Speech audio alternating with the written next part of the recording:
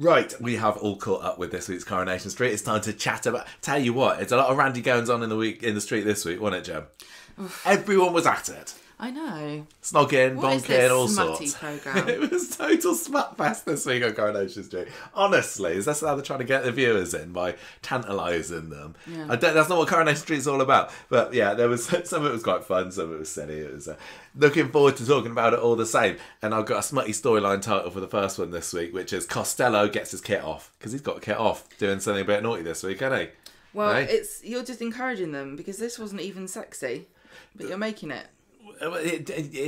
Sarah was trying to be sexy, wasn't she? Well, let's... This is all part of that story. I call him sometimes we call Costello Bosstello. Yeah, I do know I've got a new nickname for him now. What? Sustello. Sustello? Yeah, because he's proper sus, isn't he, this week? He's been up to no good, I tell you. I like him.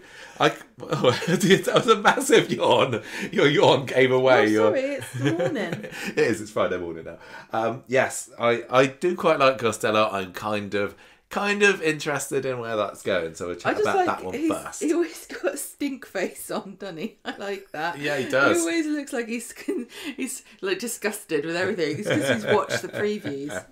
The smut programme. Okay, the next one is total smutty. The family affair storyline. Cabby, that should be that's their shipping name. Yeah, Cabby. Well, somebody needs to get Carl a cab out of Weatherfield. They're driving me mad. They certainly are, but there was a very satisfying twist to that story on Friday's episode, which we'll get to next. Then we'll talk a little bit about the dementia stuff from Monday, which wasn't really very much, but it kind of links into the Carl and Abi things. Olly Amorous is my name for the Olly storyline. Okay. Do you get it? That sounds like polyamorous, although we know maybe that's a twist for the story to come round. It's just one massive orgy, Weatherfield, this week, isn't it, honestly? Something in the water. Although, of course, Dee-Dee would never have sex before marriage, so it's not going to go that way. No. Hang on a minute. She just needs a ring. Next up, we have got the story with the McCarlis at number 4, Mama in the Slammer. Lou has been sent down for 4 years. So I've still got 4 years. What? Yeah, 4 years. 40. No, it's a bit harsh. That would be a little bit harsh because Gary has had it coming, didn't he? No, so Lou is definitely gone. Maybe 2 years' time we'll have her back again. That's not beyond the realms of possibility. Prison maths is like, yeah, but don't forget, 4 years is actually 2 years, and then you get time off for good behaviour added onto that, and then we take away how much your contract was, and then you end up doing next week. Well, of course, if you escape, you can just be out next week. So yeah. You never know. Maybe she'll be there and hiding out in Sally's executive hot tub. We've got a little bit more of La Casa de Cassie Su Casa storyline, which was also very randy on Monday. And then it seems like Aadi has decided to journey off to India, despite it being a ridiculous idea. Alas, we Aadi knew ye, is my storyline title for him buggering off. Although we've still got him for a little bit longer. Maybe Amy's going to be able to convince him to stay around in Weatherfield. I don't know. We'll have to see on that one, won't we? But the Costello storyline first, and Sarah's all her naughty getting up twins in ridiculous. The factory. Yeah, this really annoyed me. This story. Why did this annoy you? I don't get it out now. I can't even get into it. You've got to get into this, Gemma. This is a podcast. So stupid. Opinions are plenty. No, I don't want to get into it. It's going to get me in trouble. I just thought this whole thing was so dumb. I'm going to try and tease it out of her later, everybody. So do you want me to start this one and you can chip in? Or what do you want to do? Do you want to do Carl and Abi? Or do you want to do this one? No, I'll do this one. I'll do this one if that's okay. Because Gemma's still a bit sleepy this morning, aren't you? Yeah. A little bit tired. I ate toast and I feel sick. Delicate constitution, haven't you? I don't normally eat breakfast. This is why. Oh, there we go. I can only eat full English in the morning. Right. So you got there's a little bit of holdover with the whole proposal thing with Carla and Lisa, haven't you? Because she's in the cafe with Ryan at the beginning of Monday's episode trying to sort out what on earth to do with this proposal. Don't think it gets much further than that for the rest of the week.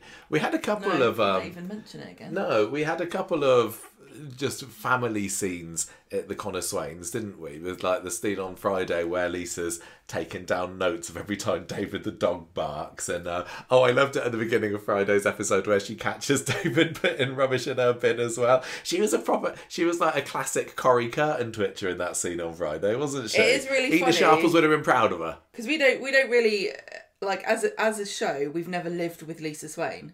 We have not. like, as her owning the house. We've had her be a house guest of Carla's, but, like, she's a bit of a nightmare neighbour, isn't she? Taking notes. But mind you, David kind of deserves it, I guess. I guess he's, we haven't realised how actually nice Yasmin and Alia have been. Yeah, this is true. They've been very tolerant living next to these horrible I do cats. I do like the idea of her looking out the curtains and judging all her neighbours. But I don't think that's necessarily her personality. She's not a gossip, is she? It's really interesting. I like it. It's of course we would never do such a thing. Although this week we have got people moving in down the close, haven't we? And you keep calling me over and saying, "Michael, look, there's an old woman that's just walked in. I think that's the mother-in-law." That. Horrible. She did it. That's true. Because I was making jam, and that's where I had to stand. Yes, you were observing the neighbours whilst jam making. Yeah, that's a different part of the house I don't normally go in, which makes it sound like we live in a mansion. That's in the West Wing. Oh. And when we moved into this place, the lady that owned it before us literally said to me, "Oh, this window is really good to stand at to watch what's happening." And I was like, "That's a bit silly." And then I'm going, "This window is actually great. You can see everything." If only we had any modicum of drama going on in our little close. It's not the most. There's also someone selling their house further up the road. I know. And I saw some people looking at it the other day. They couldn't make a soap opera out of our street, could they? Unless it was about estate agents. No. Oh God. Oh What? God. Oh God. Are we gonna what? Coronation Street, please don't get estate agents on this show. Do you think that's the next step on? I guess they couldn't do it because the locations would be too expensive. Yeah, that's true. Who do you think would make and also everybody just moves somewhere on the street. Who do you think would make a good estate agent? Ooh. I think Adam would be quite good. Yeah, Adam would be a good estate agent, wouldn't he? You have to wear a suit and you have to be a bit arrogant. Sorry, estate agents. But a lot of them have to be quite excited with themselves, don't they? Yeah. You have to be confident to be being a salesperson. You have to be confident. You can't be a shrinking violet, can you? Maybe Kirk, that's what he can move into, because he was looking at trying to get a sales job in today's episode. It would be so funny having Kirk, like, just pointing out everything that's wrong with every house. I would like to see that. That seems like you could get at least a couple of episodes of comedy out of Kirk's. So you remember when he took over at the Prima Donna for an episode? Was that last year when the health inspector came round? Oh, yeah. Like, they've got to do something with Kirk. Why not make him... They had some great scenes with him this week. What? That was a joke. They never do anything good with Kirk. They did have him say that he told Sarah that she was nice, good on the phone, and then he said, "Nobody phones me," and she said, "I'll phone you, Kirk," and he said, "Warn me first," which I think was supposed to be a joke, but it didn't really land. No, it didn't at all, honestly. I don't know what... he's been cast adrift, hasn't he? Ever since Beth... When he was fairly adrift before, but ever since Beth's gone, it's even worse. Do you know what? If you were gonna call... if you had Coronation Street and it was a season, every season was a year, and you had to give a name to every season, this literally would be called Cast Adrift, because where are they? Where's half of them gone? Well, yeah, they're just shipping the new lot, don't they? It's a little bit like on Classic Corrie, where Carla's getting in Polish workers to take on their jobs at the factory. And now in Coronation Street, 20 years later, they're just bringing in all these new characters and the old established ones. My question is, the sniff in. Who is Kate Brooks going to push down the stairs? I know nobody pushed the person down the stairs, but there is a death, isn't there? There is a death in the factory coming up. That's a good way of getting out of paying them. An old Corrie, that says, of course. Oh, yeah, no. Yeah. Kirk being an estate agent reminds me of... What's that programme that you... Stavlet's Flats? Yes. Yeah? Yeah. I love that show. That's hilarious. It's a good comedy. That was the first scene of the week, and we can't spend this long going off the other ones. But anyway, so Sarah and Kit come in. They're in the cafe, aren't they? And they're talking about holidays, and Harry's narked off apparently that they haven't been on one this year. Harry can get lost because his face, I don't like his face. He should change it. We haven't actually talked about this yet, have we? I don't think it's a spoiler. Released. It's been released. They've recast Harry Platt already, and I'm actually proper disappointed about this, because Carter J, who played him before, was a really, really charming guy. Boy, I suppose. How old is he? 8, 9? Well, the character anyway. I thought that they'd really got a really, really good kid playing Harry, and I was like, oh, there's clearly going to be some drama coming up there. We're going to see him with Sarah. They want to push him to the forefront. This is the Harry that we're going to see going through his teenage years. That's good. You know, he's a Hollywood movie star, isn't he? He was in the Robbie Williams film. But he was Robbie Williams. He was baby Robbie Williams monkey, wasn't he? Baby Robbie. Yeah, now he's got a job on the stage. He wants to go into musicals, and he's in Matilda. Yeah. And so they've had to recast him. Is he playing Bruce Bogtrotter? I don't know. That's what I thought. There aren't very many young boys in Matilda, are there? Like, there's Matilda's brother, and there's Bruce Bogtrotter, but he only gets one scene. Is that worth leaving Coronation Street? It's the main bit everyone remembers. It is, yeah. But anyway, I'm very sad, and I hope that the replacement for Harry is going to be just as good. Now, to wildly speculate, without anyone drawing any conclusions out of this, because I literally do not know, I find it very weird that there isn't some kind of contract that he had to fulfill. I'm very surprised about that. And I'm not saying anyone's done anything wrong. I would never say anything wrong about any actor if I didn't know. And sometimes I wouldn't even say if I did know. But I wonder whether Corrie is giving new people really crap contracts that don't last very long. Well, I know. Are they not giving him years? Are they just giving him 3 months or something? I wonder whether he was given a 6-month contract. Is my speculation. It just seems really. It feels as though maybe it's a standard one for the kids. Just projecting on to a situation I don't know. It feels a bit like Corrie thinks they've got all the cards here, and they can just say to people, "Yeah, you don't get security, you don't get." Paid as much. I don't think that's the case. Yeah, but if it's true, then if that is what's happened, it's bitten him in the bum, isn't it? Because he's gone, you don't get security either, because I'll go do what I want. I think that good for him. I reckon that the kids are probably on something very, very different to what an adult cast member would be. Well, it's probably legally not allowed to have the same. Exactly. But it is a shame. I mean, he must have been in what? 4 episodes? I've not looked. It was a very small amount of episodes. It was under 10 easily. He was in Gail's, because he appeared for Gail's Leaving Do, didn't he? Yeah. And he was in the scene earlier this year when Danielle did a drive-by slagging, and he was carried into the cabin. But I'm disappointed by this, but interested and eager to see what the new Harry is like and see whether anybody notices. Good luck to Good luck to Carter J. Yeah. Maybe you can come back when it's all done with Matilda. I don't know. I'll have to go and see him. Anyway, we are taking far too long in this very first scene of the week. Anyway, Carla starts talking about this guy called Eli, who is the new character of the week. He was only in on Monday's episode, and I wouldn't be surprised if we never see him again. I don't like Eli. Apparently, Eli wants... Well, they want to do a pitch to Eli about some, I don't know, knicker thing, whatever it is. And he says, well, you've got to do it today, otherwise we'll have to wait until September. Can I just say that September's not that long away? The way they say, we've got to wait till September, I was like, oh gosh, that's years from now. No, it's not. It's about 2 weeks. Yeah, but anyway, they want to get it in there. I bet they wish they'd waited now. Sarah says, I'll do it. I'll do the presentation. It's fine. I'll charm him. Because she even says in this early scenes, I think that Eli's fancies me or something, doesn't she? I think they kind of set well, Carla's like, you're going to flirt your way through it. And Sarah's like, oh, don't worry. And then David I would never do that. Then teases Kit that Sarah fancies Eli. Oh, yeah, that's it. And Jonah's like, shut up. Yeah. Anyway, so... We meet Eli in the precinct later. We don't know it's him at this point, do we? Kit meets this bloke who's basically just standard posh guy, isn't he? I don't think there was much more to Eli than... Oh, yeah, standard handsome posh guy, sorry. And he's there in the precinct, and Kit stops him saying, oh, you parked illegally. I need to look through your car. It might be full of drugs. And I thought at the time, I don't even know what's going on here. This seems a bit suspicious. But then the next time we see him, it's him arriving late at the factory, having been delayed by Kit's boot sniffing, because he says he smelled drugs in there. Well, somebody said this guy Eli, and I'm only ever critical of people when they're too handsome or too tall. That's why you're always making fun of me, isn't it? Yeah, he looks like. Do you guys know what I mean obviously. When I say Sigma male? No, he looks like that guy. The Sigma male from the meme. Oh. Did you see? Yeah. He looks a bit like him. A little bit.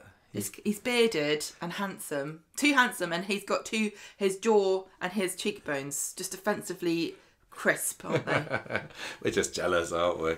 He's probably used to women hitting him on all the time. I don't know hitting on him all the time. I don't know why he's taking offence at Sarah quite so much. But anyway, he's probably just bored of it at this point. It's like people always just fall at my feet. It's so boring. So she starts. Sarah starts doing her presentation. And hang on, you haven't even said what she was wearing. She wasn't even wearing it. Not much. She was wearing her little waistcoat, which I think was modelled originally by Kirk when he was singing his Arsehole song.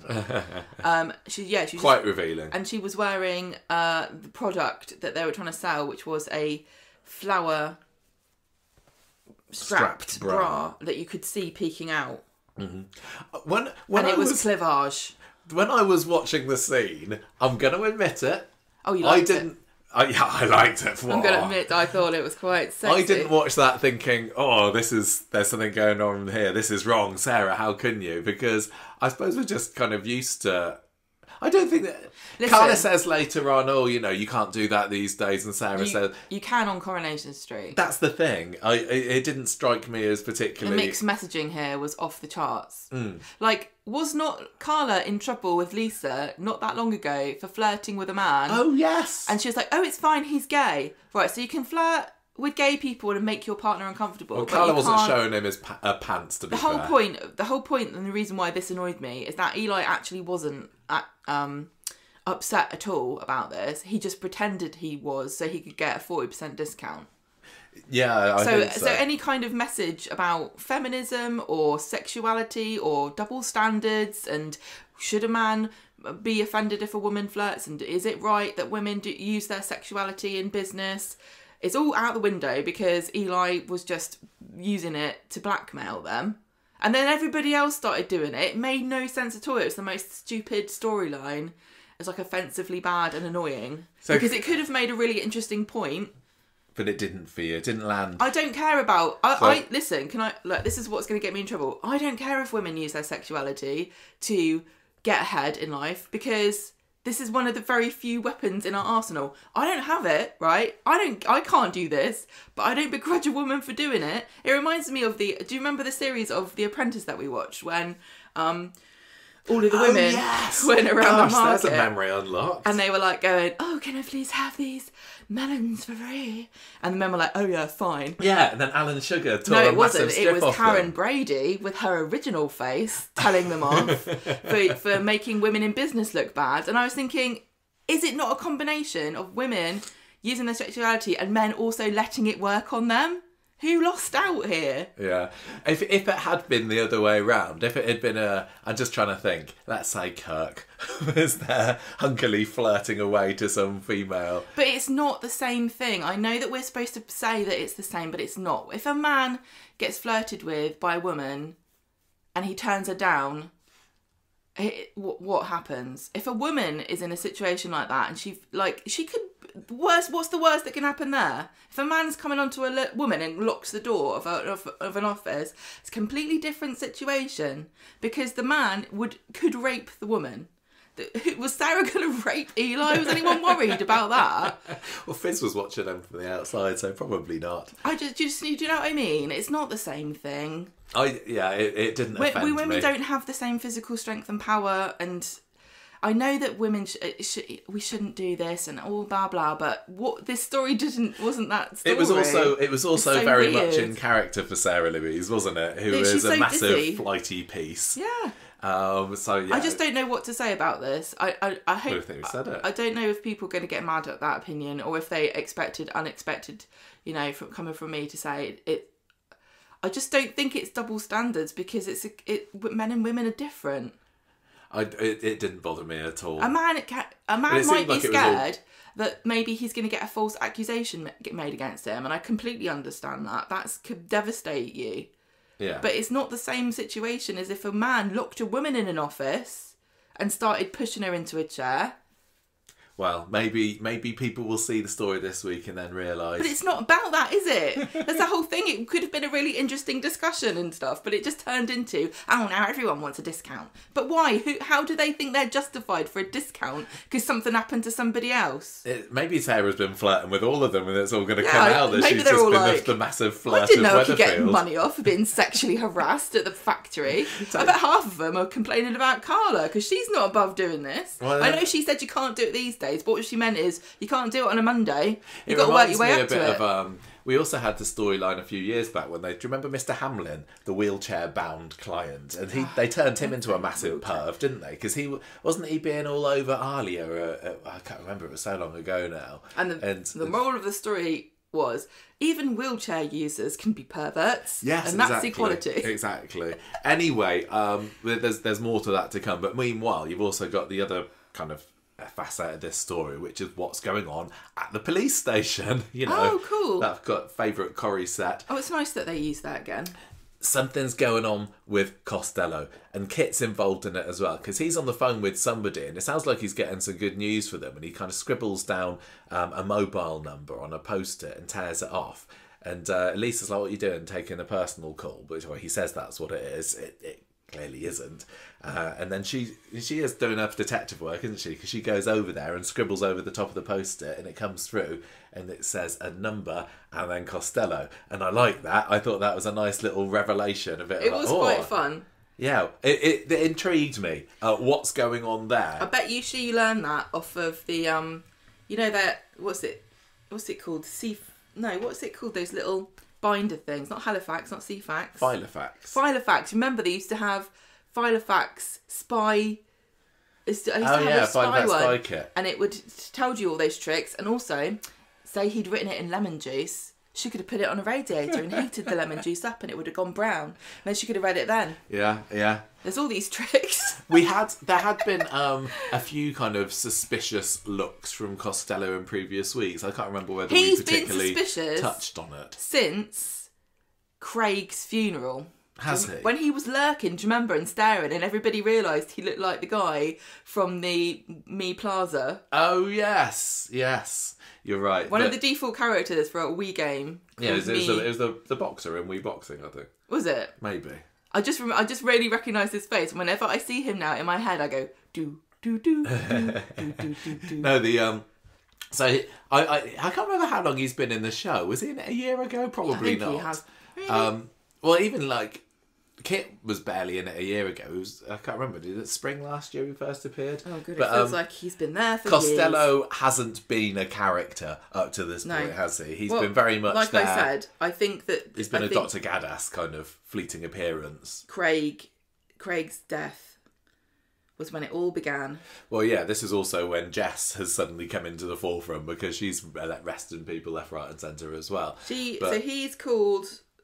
What's his name? What? Jerome Costello. Yeah, I think so. Yeah, I don't know how long he hasn't even got his own. He hasn't even got his own Coropedia page, has he? He's going to be getting one soon though, because up until this point, he's had no personality other than being just the boss, the looming boss, and telling Lisa and Kate, "Get on with your work," or "You're on desk duty," which seems to be his go-to punishment there at the station. But there's something going on with him, and I'm kind of intrigued. I hope that it goes well and he delivers some great performances. I'm not sure at the moment. Anyway. Oh, I love him. I think he's great. I like him lurking around. So yeah, so do I. I've got a few theories about him later. I'll tell you later on. I'll see what you think as well. So anyway, so Eli's supposed to be going to the airport. He said, "You got 10 minutes." Back at the factory, and she's like, "I can do it in 10 minutes, baby. I can do a lot of things in 10 minutes." Kit strides in, and Eli realises that Kit and Sarah know each other, and he's like, "Oh, this jumped up traffic cop's your boyfriend." Eli tries to go, and Sarah says, "Look, honestly, there's just 2 minutes left of the presentation, and then she gets her boobs right into his face." Yes, I'm sure he hates it. Back in the what have we got? Well, he might do. There's nothing wrong with a guy not liking this at all. It's completely normal to find it weird and creepy. It's just that this show is taking the mick a little bit if it wants us to believe that they genuinely are trying to make a statement about sexual harassment. Okay, I'll shut The up. next time we hear from him or hear of him, it's Carla telling Sarah that this bloke is actually now asking for a 40% discount, otherwise he's going to report her for sexual harassment. Who to? Who to? What do you mean? Who's he going to report her to? The police? Yeah, the factory police. What exactly? It's not like they work. It's not like he can go to HR. No, he can. Is he talking about going to the police? Because he's talking rubbish. Because he's just seen that she's got a cop for a boyfriend.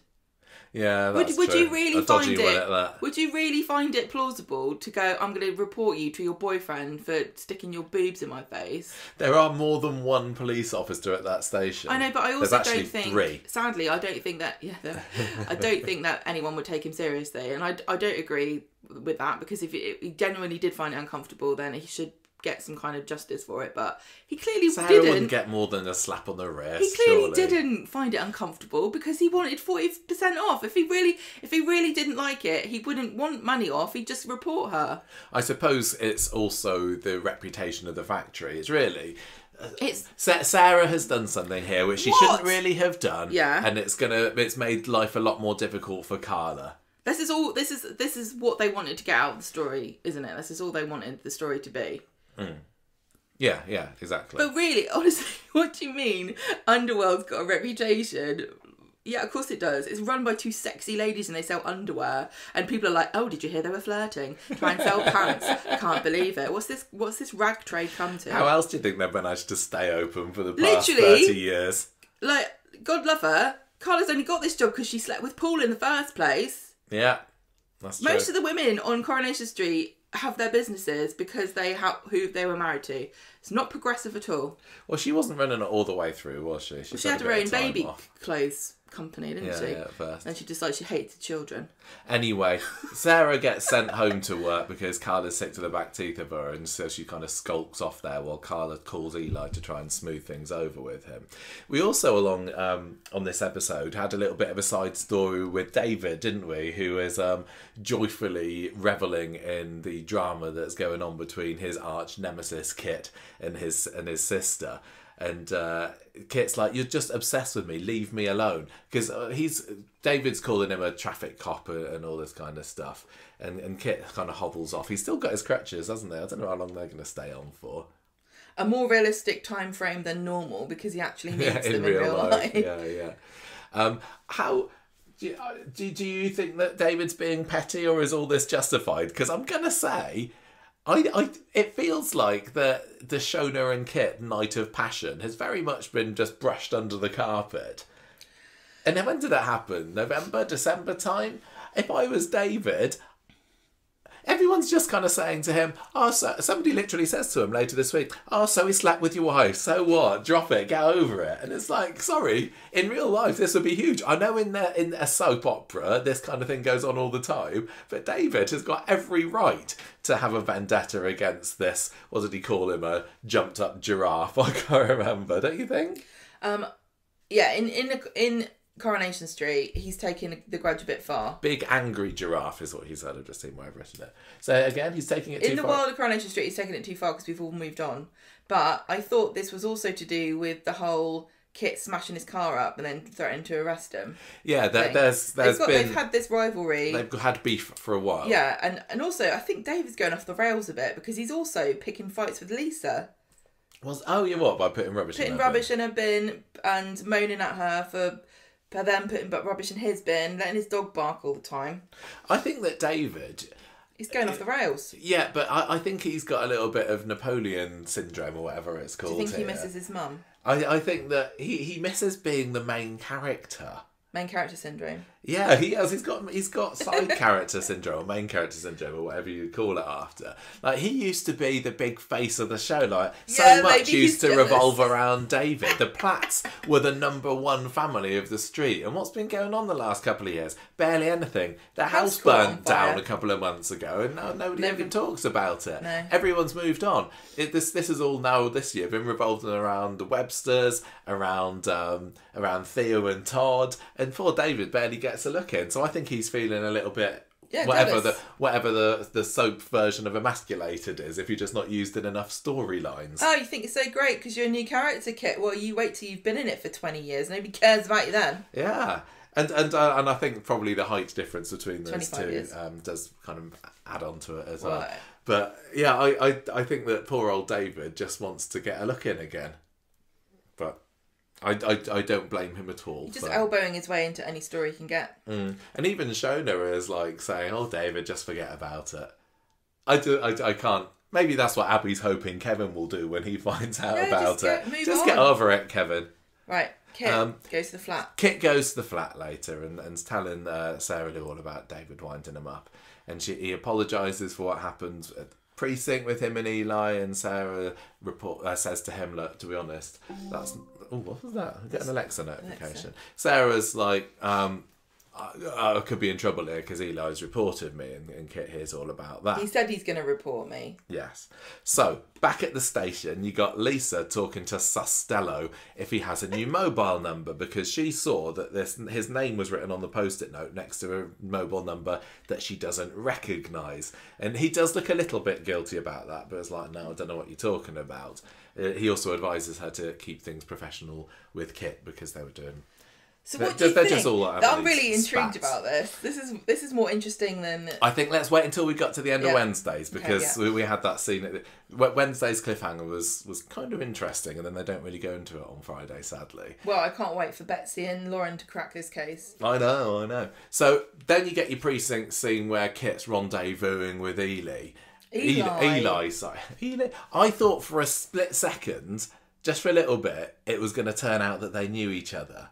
That's why I think I wrote rendezvous in the notes here, like there was an agreed meet-up. Oh. But it wasn't. He just is tracking him down, and, you know, where else would he be if not the Victoria Gardens bench, but the precincts, that's where everybody else turns up. Well, maybe they do know each other, because Kit's like, you can't... What are you going to say? She had a low-cut top and she offered me a discount. You can't make this stick, and Eli's not intimidated at all, and then he's acting all cocky, but then Kit does some kind of secret threat. Yeah, this was the scene where the I suppose looking back on it, we saw David's point of view, who was for some weird reason standing up in the little walkway on top of the flats by Sean's flat. I don't know what he was doing there, and obviously it was another massive Corrie coincidence. Unless Kit's tracking Eli, David's tracking Kit. Why not? I don't know. Maybe it was just literally that he threatened him. I think it was. Yeah, I think it was. But it was, the camera kind of pulls back and you don't hear exactly what he said, but it was enough to put the frighteners on him, because when Kit pulls away, Eli's looking proper shaken by it all. So Kit then goes back to Sarah and says, look, you don't need to worry anything about this, Eli. I've got him all sorted. Cut then to Chariot Square, where Eli checks in. Why? Why not? Because he said he had a flight to catch, right? Did he miss his plane then? I can't remember whether they mentioned it or not. Because if I missed my plane because Sarah-Louise was showing me her boobs, I would want my money back. I'd say, well, it was worth it. Would you? No. Oh, you caught me out. Anyway, I guess if I was a woman and I did business with Underworld, what would I think about this? What if I guess if they were going to give Eli a discount, I'd be like, I want a discount. This is actually discrimination on the basis of sex, because you didn't flirt with me, and therefore I couldn't ever get a discount for threatening to report you. So in the interest of equality, I want a discount too. Well, this is what everyone starts doing on Friday, isn't it? Do you think some people also end up going, I don't want a discount, can Sarah just flirt at me for 5 minutes? Yeah, one or the other. Maybe that's how they'll solve it all. Maybe. Carla just invites them in. You know what is wrong with this world that we live in now? You know, back in the old days, it used to be all peace and love and boobs. And now, Mike Baldwin, he was always flirting with his clients, wasn't he? Mike Baldwin would have given Eli 40% off. His version of flirting was just giving him a cigar and a glug from his whiskey bottle, wasn't it? See, Times has changed. This was... He tried to ply me with alcohol. I want 40% off. He tried to give me lung cancer. You don't know I'm not a recovering alcoholic. Exactly. Anyway, David is tracking... Can't say anything these days, can you? You can't. David's tracking Eli, and I quite like this scene because Eli gets into the lift, doesn't he? And then a hand comes in. You're like, oh, what's going on there? Who's that? And it's David, who's just got nothing better to do. Nobody's hair to cut, clearly. And he tells Eli, well, I know that the pressure's been on Kit at the station recently, and if you want to report him, I think it might just stick at the moment. So, yeah, good on David. That Kit does need taken down a peg or two. Wednesday rolls round, and you got a bit more snarky banter between David and Kit in the cafe to kick things off. And Lisa's still on the case with Costello and says to Kit, have you noticed anything weird about him recently? Nope, he says. So he knows something, which, as you know, we get a few more clues about this as the episode goes on. It's a really bold move of her to just literally point blank ask them both what's going on, rather than like sneaking around and asking other people. Yeah, I mean, as viewers, we're kind of thinking, oh, he's something to do with Becky's death. But I don't think at the moment she's necessarily got enough to draw that conclusion. Because in our head, there's very few cases that we know about at the police station. But in real life, he could be up to all sorts with all these other crimes that we don't see. True. So at the moment, she's just doing her initial investigations, and she looks at a post-it note again just to remind the viewers from Monday's episode what's going on there. I wonder whether is she going to ring that number at some point? She should do. Or don't use your mobile though. Use someone else's. Or is she going to see somebody getting a text from it? I don't know. I think that keep an eye out for that number. Memorise it. So, Sarah, back at the factory, is still in the doghouse. Eli's now spread the word around the rag trade that Underworld's employing a sexual predator. And Carla says, look, our rep has taken a serious hit here. So dumb. The factory is going to close down. Oh, no. Does anybody who's ever worked with these two women, was anyone surprised that Sarah did this? Do they not already know these two are sexy ladies? I don't get, like... oh man, this whole story is really winds me up. And like calling her a sexual predator, okay, whatever. But like, she can prey on me anytime, baby. Why is he? So I don't get this. Eli's trying to blackmail them, but he's already done what he said he was going to do, which is to tell everybody else. So why would they give him a discount now? I don't know whether they've already given. Well, I mean, what's the point? You can't blackmail somebody and then do the thing you're blackmailing them over, and then also get the money. Do you know what I mean? It's one or the other, mate. Well, they still want him to buy their stuff, I guess. They're always in business with people that are holding them over a barrel. I don't understand business. This is just all above my head, to be honest. At the station, right, so you got Costello telling Kit that he has slipped up big time with this Eli thing. Now he's reporting you for police intimidation. Thanks, everybody David. needs to know that this Eli is a big squealer. I know he is, isn't he? He's just a big mama's boy, isn't he? He's probably gone home to tell oh, mummy, a little baby, a lady showed her boobs to me today, and then a tall man said mean things to me in the precinct. If he really was upset by what Sarah did, then he has every right to be. I just don't believe for 1 minute that he was. Yeah, he's just taking the opportunity, isn't he? He's being a predator as well. Anyway, Costello wants a meeting with Kit later in the interview room. So this is when we know for sure that he's a bent copper, because he says, I don't mind you bending the rules if it gets you the collar, but I can't have you getting caught doing it. Yeah, exactly. Stop being so messy, Kit. So he gives up desk duty, but we're still saying it's recovering from his injuries. So handy that he's got that those crutches. And Kit says, no, I don't want to do this. And Costello says, look, it's best for us. Stick to the story and we'll get through this. Interesting. So, yeah, Costello is a totally dodgy copper. I don't know whether there's any, chief inspector at Weatherfield Station, or whether the buck stops at Costello. But it is kind of hilarious that by the time they finish with this storyline, every copper in Weatherfield except Lisa Swain was bent. Well, no, even Lisa's done things. She's turned away, hasn't she?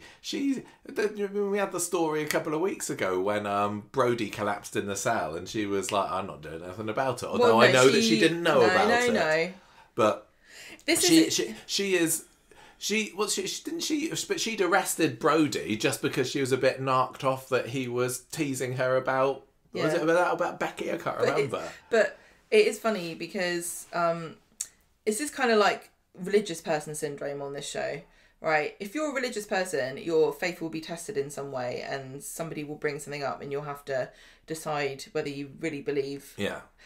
If you're a cop on this show, you'll be tested by being bent or not. Literally, they all are. Even Craig was a little bit, wasn't he? Well, I think at the moment, has Jess blotted her copybook? I think she's the only one left. I think she's the only pure one, isn't she? Oh. Maybe she'll be promoted to Costello's job. Maybe. Nobody else can do it because they're all bent. Then she'll be Costello. Yeah. Anyway, so something's going on with Costello there. So then you get Kit. What do you think it is? It's just something boring, isn't it? It's just some Get to the boring... end of the episode. Get to the end of the episode. Kit and Sarah are in the booth at the Rovers. David comes in and says, haha, yeah, it was me who pushed Eli to report Kit. What are you going to do about it? And then Kit stands up to him, and Sarah's clearly narked off that he has been intimidating someone, and then she drops off because I can't remember. She does know that he's a bit dodgy, doesn't she? I think, maybe. Wasn't it the hair stuff? No, but I don't think she knew about. I can't remember what she knows, but it shouldn't surprise me, even if she doesn't. Like, her history with men, she can't help it. So she's like, I can't believe it. I thought I got a good one this time. I keep dating criminals, and it turns out that this policeman is a criminal as well. Yeah, she's just a magnet for them, isn't she? Sexy magnet. Yep. Lisa comes into the pub trying to pump Kit for details about why he's been given desk duty, and he's sticking to the story that he's injured, which he clearly doesn't believe. But this makes this is the only thing that makes sense. Imagine if somebody like, oh, I need the police because I've been robbed, and then Kit turns up with crutches on. You're like, well, what are you going to do? But you can't run after him. She was already suspicious of him with this phone call and the number with Costello, so she's just kind of going down that route and following that thread. Well, I mean, it doesn't follow if he's been actually doing stuff and now he's not. Yeah, or maybe he's hurt himself. Maybe his knee hurts. Right, Sarah strides into number 8 and tells David to leave Kit alone. So this guy slept with your wife. Get over it, like we said at the end. David's like, no, Kit. I saw Kit threatening Eli, although he saw him. He saw him kind of leaning over intimidatingly and whispering sweet nothings into his ear. I'd rather be harassed by Sarah than Kit. Would you? Well, because she just threatens you with a good time. He threatens you with, like, I don't know what he said he was going to do. I wonder. Kit does... See, this is the thing. Kit is the most massively dodgy copper there is out there. Eli, say what you like about Sarah, but Eli was 100% in the right to report Kit for this. But he's a character and Eli's not. Whose side are we supposed to be on? Whose side are you on? Because, David is kind of half coming across as being an interfering little toe rag. He's being a psychopath again. He's being another agent of chaos. But he is, I think, completely in the right. And, he's not necessarily doing it to protect his sister from yet another disastrous relationship. But much like Tracy blackmailing Abi and Carl by the end of this week, I'm kind of cheering David on as well. And saying, yeah, you shouldn't have done it. Kit has done far too much. He's only been on the street for a year, but we've already seen him get away with far too much. He needs to get taken down a peg or two. Go on, but Kit. when his bosses bent his 9-bob bit, then he's luckily got a bit of somebody covering his back there at the station. So anyway, speaking of the station, Kit's telling Lisa, I just don't know why I've not been more severely punished for intimidating this witness. And she says... Who says this? No, he says that there's something going on with Costello as well. See, so this he's is weird. kind of suspicious of Costello. No, he's not. He knows exactly what Costello's going... What his deal I don't is. think he is. Well, he does. But the conversation they had in the room... Kit knew what he was talking about. He wasn't going, what do you mean? What do you mean? They're obviously in cahoots over something. I don't think And they now are. Kit is manipulating the situation because he knows that Lisa's on the scent and he's going to throw Costello under the bus to try and save himself. Because if it comes out that Costello's bent, everyone's going to look that way and he's hoping he can save his skin. And Costello won't say anything about his involvement. Why is he... I don't think that Kit and Costello are in cahoots. Yes, I think that scene in the interview room proved that they're not in cahoots. Otherwise, they would have said, well, this thing that we're secretly working on. But he didn't. Costello still retained that little bit, a separation. I'm still your boss. I'm not going to open up. I'm still going to just tell you, you're on desk duty, no more questions. I think that if they were up to something together, he would have mentioned it. Because he said about, it was later on, I think, wasn't it, where he says about you requesting to see Becky's files. I can't remember. We'll get there when we get there. But I think that Kit probably will come out of this smelling of roses, and it wouldn't surprise me if he does be the one that helps take Costello down. But he's pushing. So he's saying, why didn't Costello punish me more? What is he up to? But he knows what he's done. Kit knows what he's done in the past. And I think he's suspicious. Kit knows what he's done, what Kit has done. Kit knows what Kit has done. Oh, yeah. Right? So if I knew that I'd been a bent copper and my boss basically said to me, I know that you're a bent copper, but don't get caught, I wouldn't then go, hey, Lisa, this guy is up to something. I'd be keeping my mouth shut. I don't know. There's a couple of other scenes that are this is when also Lisa says, why did you request Becky's files? And he doesn't answer. Yeah. Then you get a couple of scenes that's just kind of tying up the Eli stuff. Shona telling David, this just proves that Kit loves Sarah. I think he does. I Didn't he not say something along those lines at one point? Maybe, I don't know. Then you have Sarah telling Kit about the Eli situation. David's blown out all of proportion, and she manages to win it round anyway. He tells her about the Becky case, doesn't he? And he says, I asked Costello for the files recently, and I was told in no uncertain terms to leave well alone. So he is suspicious. Investigating it in secret. Yeah, he is. Let's go. So he gets called. We'll come back to it in a second. So he gets called into work by Costello, and they have this meeting, this shady meeting there, and Kit makes some kind of snide remark or other about Costello having nothing to hide, and Costello says, "Look, just remember who you're talking to." Kit kind of implies to Costello, I know that you're dodgy. I know you're up to no good about this. And Costello's like, watch yourself, I'm still your boss and I've got power to do an awful lot more than put you on desk duty, basically. It would be really refreshing if actually Becky wasn't bent and she was doing some kind of undercover stuff that's really secret. Right, this is what happened, okay?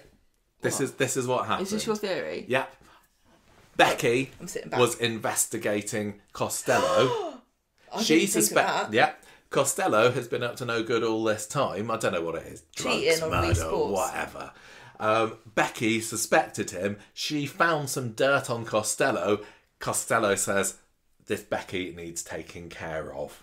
So either he was the one that was responsible for having Becky mown down, or he's, I don't know, put her into witness protection or something, which, let's say he's got the power to do, and say, right, Becky, either I'm going to have you killed. Yeah. I don't know. What would you like? Or you can go off and be on witness protection, because we already know that Becky had a very minor, low-key funeral. Yeah. Maybe there was no body at all. Yeah, can you imagine all the police going, well, I don't know what's the point of going, she's not even dead.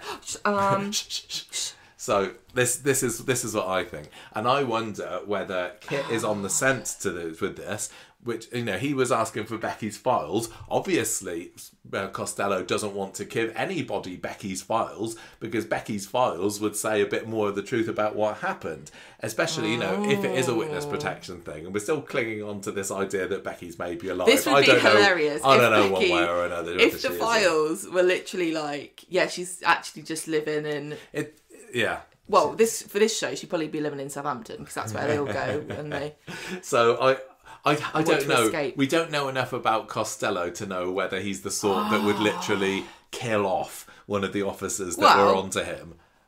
You've got the risk, haven't you? If you're saying, I'm going to, you know, send you to Timbuktu or Southampton, you're not allowed to put your head above the parapet, you've got to live a quiet life, otherwise I'm going to kill Betsy. I don't know. Yeah, kill Betsy. We don't know enough about Becky to know whether she would be the sort to just, you know, go away quietly. We know that she'd had an argument with Lisa the day that she died, in inverted commas. Well, yeah, if you knew that you were going away in witness protection, you wouldn't fight with your wife, would you? No. You'd be all weird. Unless she did it as a way to make it easier. Less painful. Maybe, I don't know. But That's not very emotionally mature, is it? You'd think, but maybe Becky left a secret note for Lisa or something that she's going to find. I don't know. This is like massive conspiracy theory. If Becky turns out to be a lie, it's not. The internet will melt down. It's not even my fault. We didn't even come up with this idea. We're just running with stuff. I like the way you said it's not my fault. I'm probably more inclined to believe that Becky is actually dead at this point. Although the fact that it's so soapy and it makes much more sense. It really is to a be good alive. red herring to be like, leave those files alone. Yeah. Maybe Costello is actually Goody, and Becky got in over her head, and that's why he's covering for her, and it is all just misdirection. Him being dodgy. I think with Costello telling Kit, I don't mind if you bend the rules. That was the, there's no going back. I know it wasn't a massive thing, but that was the way of flagging that his character is definitely, on the dark side. So this is what I think happened. Oh. Becky was investigating him. He realises that things are better without Becky there. Kit's trying to find out about it, but he's also not telling Lisa at the moment. Maybe he's not trying to get her hopes up, or he's trying to protect her. But you also don't Kit's know going to come out of it smelling of roses, maybe. They're not. They've got a weird relationship, Kit and Lisa, and maybe he's suspicious of her too, thinking this was your wife. Mm. Maybe you knew actually what she was up to. And if I tip you off, you'll tell somebody and stop me from investigating. I don't know. I think Lisa's made it fairly obvious that she's completely in the dark about this. Right. So I mean, what happens now is, does Kit find out more? Does Lisa do something with this number? I'm still a little bit disappointed that it's not Betsy and Lauren that are going investigating this, because I wouldn't have minded that. I really do not. I don't like this drop-in of ideas that they're doing, and I think I can't see how it happens, because it's not like the story has stopped. I can understand when a story gets abandoned for a really sad reason, maybe something in real life happened and they can't do the story anymore. That's, I can understand that. But what I'm saying is, I don't like this thing what they had with Lauren and Betsy going, we're going to investigate. We're like the famous five, but there's only two of us, and we're going to investigate and find out what happened to Becky. Then they carry on the story of what happened to Becky, and they're not involved in it, even though they've also been in scenes. Mm. That seems very sloppy to me. Lauren's too busy being told that she's needy by Aadi. Well, she went to hospital, didn't she? So how could she investigate? Favourite place. It feels almost, at this stage, they could kind of leave it. It wouldn't surprise me if many months go by until we hear any more of what's going on with Costello. I think some people are going to go mad if that happens. I know. But they need to decide if they want to know or if they want more police. I feel like really bad that I'm kind of excited about this, because it's a police part of Coronation Street, which is the bit that we don't like. We're not supposed to like that. But I quite like that theory. I just want it to be over and done with, and then blow up the police station. I'm not invested in hating anything, so to the extent I'm going to let it ruin my enjoyment of a storyline that you're actually kind of intrigued by. Wouldn't it be cool though if this did culminate in some kind of fiery finale where they did blow up the police station and it showers of corrupt paperwork went everywhere? I mean, I think they firebombed Sun Hill at least twice during the Bills run, and that still kept on going for a couple of years afterwards. Yeah. So I don't know. Can't keep anyway, down. that's what I reckon's going on there. There wasn't a whole lot to this story on Friday. It was, like we said earlier, a couple of scenes of domestic bliss at the Connor Swain household. Except for David barking. Again, the man. Yes, the man, not the dog. We did get a scene on, was it Wednesdays, when David the dog was sitting on David's chest? It's been a long time since we've seen that. And there's literally nothing. And the Eli's been talked down. Yeah. But other people now also want a discount. Yeah. And they're going to lose money for some reason because they can only say yes. Yeah, exactly. We got 5 or 6 scenes of it, but it basically boils down to that. Everything seems to be okay for now. Maybe we'll park it for a bit. I think Kit did find drugs in Eli's car, because what was he smoking to think you can get 40% off just because Sarah showed him his babs? Very true, very true. Okay. I love your theory. Thanks. I honestly didn't copy it off the internet. I thought of it myself. Nice. Maybe everyone else has thought of it and I've just not seen it, but that's what I'm going with. I'm not trying to read too many. I haven't actually been on Twitter for ages properly. Oh, okay. Sorry. Right. I feel bad. Carl and Abi, Gemma. What have they been up to this week? Bonking, that's what. God. I tell you what. Do they, and I don't know because I don't look. I actually don't like watching people kiss. I think it's your eyes. Weird. Especially when I feel like I know them. I'm like this. Sorry, I'm interrupting. Invading your privacy. Yeah, I don't know, but are they the most passionate like lovers on Coronation Street ever? Because they really seem to get in there. I think that Abi knows things about Carl's molars that not even his dentist does. They have done it all, haven't they? But it's you know all what this I mean? built up tension, It is sexual probably- tension for months. It's all just exploding out in a bit of passion now. It's the steamiest performance I think I've ever seen on Coronation Street. Oh, come on. Jim McDonald's got something to say about that. What did he do? Well, just him and Liz. They were always at it, weren't they? I don't and know. I believe I avert my gaze.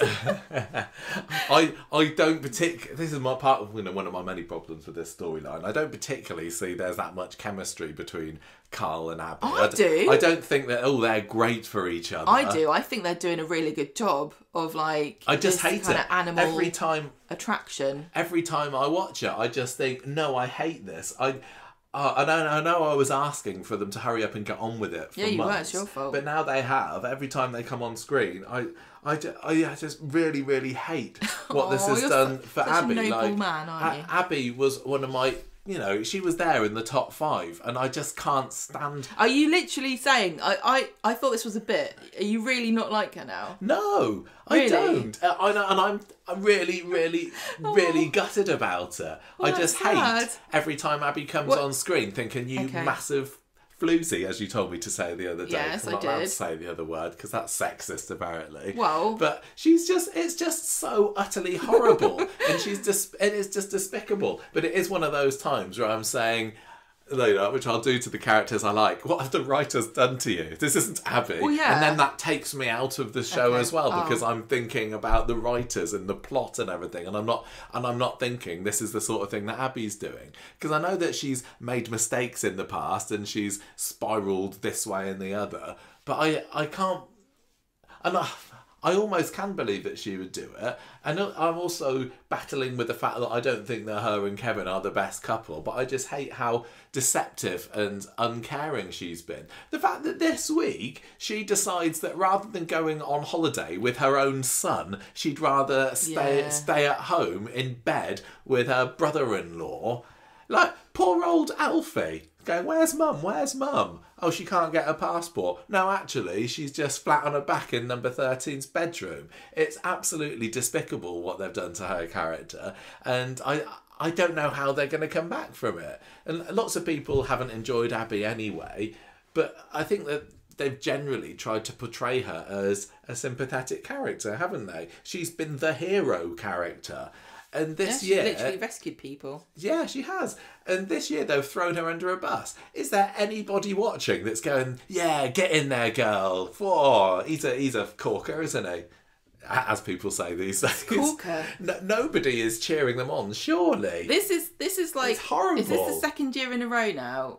Was Aadi and Courtney last year? Or was it the year before? I don't But remember. this is Coronation before. Street's Maybe. annual let's gross everyone out at summer. Like, they want to do a sexy summer story and they just get two people together that everyone doesn't want to be together and makes us watch them kiss. But at least with the Aadi and Courtney, you might have thought that was creepy, which it was. Yeah. But it wasn't like character destroying. This is the ultimate assassination of Abi, I'm going to say. I don't hate For her. what purpose? Just for a bit of summertime titillation? I'm so disappointed, and I don't know how she can come back from this. You know, they say summer loving happens so fast. But this isn't. This is bloody going on for months, it feels like. Well, maybe, like, Gypsy Rose Blanchard once famously said, the D is fire. You don't know. Did she? She did, I don't know yeah. what that means. Right, run down what happened this week, Gemma, I don't think about it. I don't hate Abi at all for this storyline. Don't you? No, it's weird.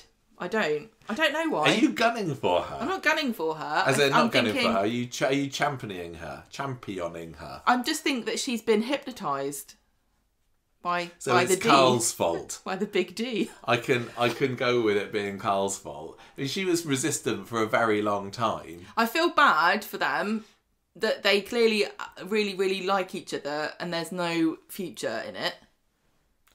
Do you think? And I feel bad for Kevin because he's got no bloody clue. I feel mega bad for Kevin and Debbie. But I don't really like Kevin that much. I feel bad. I feel worse for Debbie because Abi is merrily destroying her future while she's struggling heroically to be a good sport about the very terrifying thing that is slowly happening to her.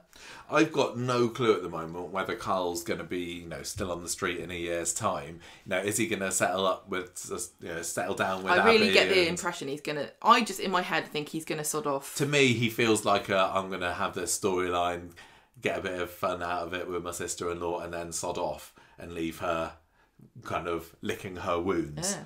But man, so I'm fuming, honestly. But the interesting part of the story this week was the involvement of Tracy, who is causing chaos in both new and classic Coronation Street. Yes, she is. Good a little bit more so in classic, I suppose. A little bit more. So she catches.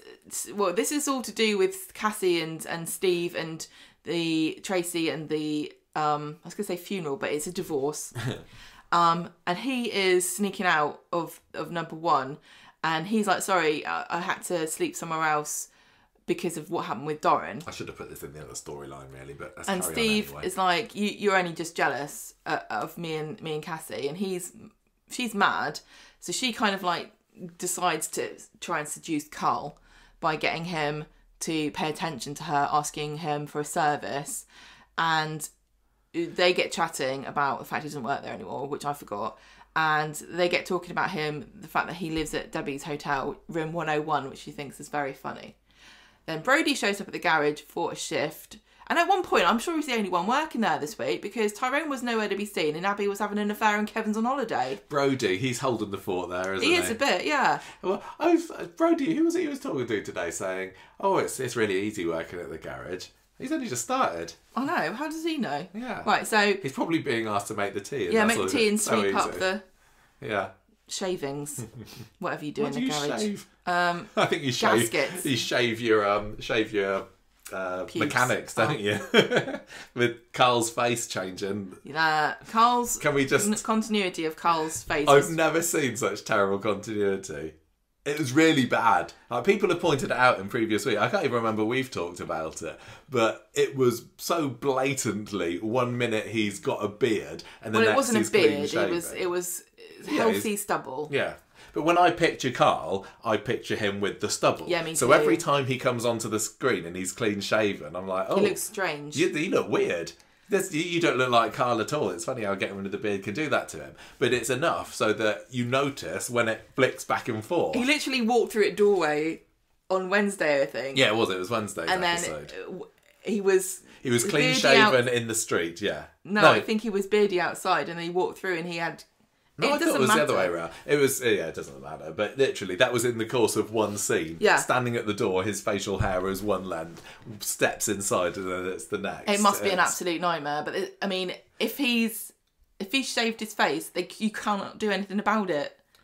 If you need to do reshoots, and I don't know why. It's not that you couldn't not notice it. So I wonder whether there was something to do with a reshoot there, or the guy was called in to film some scenes and he's like, I've shaven, and they said, that's all right, nobody will notice. I know, They could have just put it on with a bit of felt tip pen, couldn't they? Could they not? I mean, look, this is a big mistake, and everyone has noticed it, and we are making fun and making it lighthearted and stuff, but I'm just going to say, there might be a very sad reason. I don't know what. There could be something horrible. Oh, I know. So I'm not going to make fun of it anymore.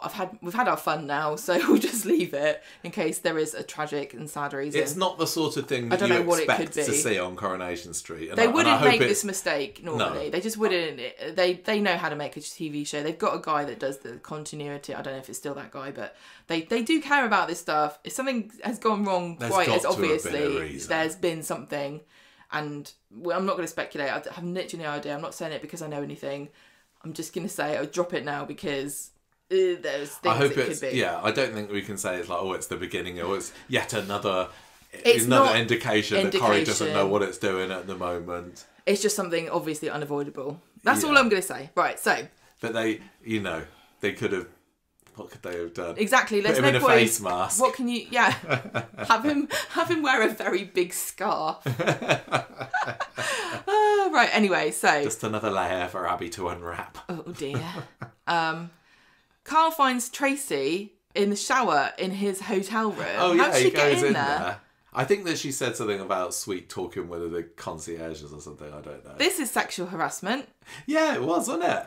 So she's coming on to him and he snogs her. They fall to bed together. He says, oh no, I've got a dodgy tummy. And he pretends he needs a big poo. And so she's like really disgusted and leaves. So I like this. I like the fact that Carl has got enough about him to be like, it's wrong to cheat on Abi, but it's not wrong to cheat on my brother. I was almost hopeful for a moment when he did start snogging, because he didn't pull away straight away, did he? There was a few seconds worth of, oh, I'm quite into this actually. And like, you dog. He is a dog. And then Abby's going to find out about this and drop him. But I suppose she still could. Did she find out? I can't remember whether she found out. Yeah, she did, because Tracy says this. Oh, yeah. But I know we're jumping ahead a little bit, but when Carl found Debbie on the floor, I was also wondering whether he was going to leave her there, because he already did throw Tyrone and everyone under the bus over Doran because it didn't suit him. Oh, yes. So I was wondering, this was a test to see if he is actually a really bad guy or not. And that really would have been, yeah. Not that he needs, I hate him anyway, I despise the man. But yeah, that would have been the ultimate, this is a villain, this is a horror. But he does love his sister. She's just, he's got no... Although, we were thinking that he was going to try and steal money off her, weren't we, at one point? He still owes people money, and now he owes Tracy money. 10 grand. No, I can see why he owes money to people in Germany. He's probably knocking off their wives as well. Yeah, maybe that's going to be the big reveal. That's why he owes the money. He's not some businessman that's just fallen on hard times. He's just a massive sex pest. Yeah. Sorry, Lothario. And poor Sarah's being dragged over the coals for her tartars, and now you got Carl, international sex pest. Yeah, he is. Right, so anyway, it's getting... Kevin and Abi are getting on very well, end up in bed together, and Carl comes around and realises that they've been at it. And yeah, this is Monday, everybody's at it episode, wasn't it? And Carl tells Abi... Even married couples. I know, can you imagine? Carl tells Abi about Tracy to make her jealous, because he's obviously jealous about what Kevin and Abi have been doing. Yeah. So on Wednesday, he's in a huff with her, and he's not replying to her messages. Yeah, because she went to bed with her husband. Yeah. Tracy comes in and asks, who's Carl knocking off? He's playing really hard to get. He must have another woman.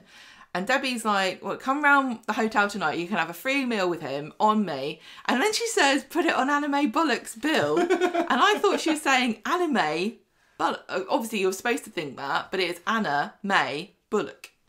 And I was felt attacked. You thought it was bollocks, didn't you? Everyone did. Yeah. But anime, I feel like somebody who wrote that has got like a teenage son who won't stop watching, I don't know, Attack on Titan and filling up the Netflix queue with suggestions. So anyway, Abby's trying to put her off, but it does not take long for him to have accepted it. So Carl and Abi meet in the Ginnell. Yeah, by Maddie's mural. And he's like, sorry, I was busy. And she's trying to apologise, and he's not happy. The fact that she had sex with Kevin. And he says, yeah, I'm going to meet up with Tracy. Who knows what else? Could have a nice time in Mallorca. Jealous of her going on holiday as well. What a If you're going to get involved with a married woman, I'm sorry. These are some of the things that you have to put up with. This is what Aadi would call him. Needy. He is proper needy, isn't he? Okay. Right, so number 13, Abby's calling Debbie out on pushing Tracy and Carl together. And Debbie's like, look, I'm just trying to get him to get Tracy out of his system. I don't know if you know this about Carl, but he just plants his flag and skedaddles. He's all romantic to everybody. He's always got a bird on the go. And obviously this shakes Abi. Always sowing his wild oats all over the place. So she's now thinking, I'm just the latest in a long line. I need to do something to keep my man. Kevin's then coming in going, oh, we're going to go on holiday. Can't wait. And she'd rather stay behind in Weatherfield with her lover. Well, Tracy and Carl are having this dinner in the hotel. He's clearly not into it and even admits this and says there's someone else. And she says, you fancy Abi, don't you? That was quite a good... as I say, I enjoyed Tracy's involvement this week, but when she immediately calls him out and says, you fancy Abi, I was like, yes! Get him. This is the beginning. So she says, when I fancy someone, they're fair game. I reckon you're the same. And he's like, no, don't tell everyone that.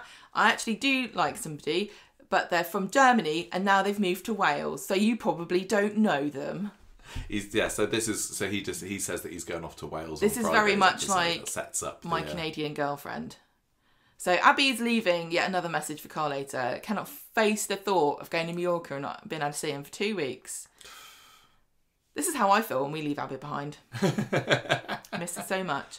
Right, so Kevin's all ready to go on holiday and Abi's like, oh gosh darn, wouldn't you believe it? I cannot find my passport anywhere.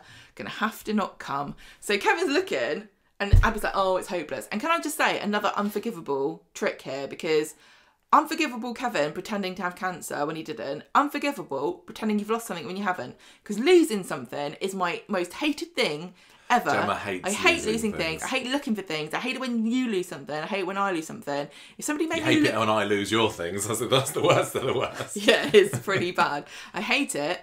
And making me look for something that isn't lost, I think I would actually divorce you. It's not acceptable. I saw somebody online theorising that Abi's obviously not going to get a new passport because she doesn't need one. And then they're going to see on the date. Yeah, well, either they'll see on the date, or Kevin will say, "Hang on a minute, you've got a red passport here.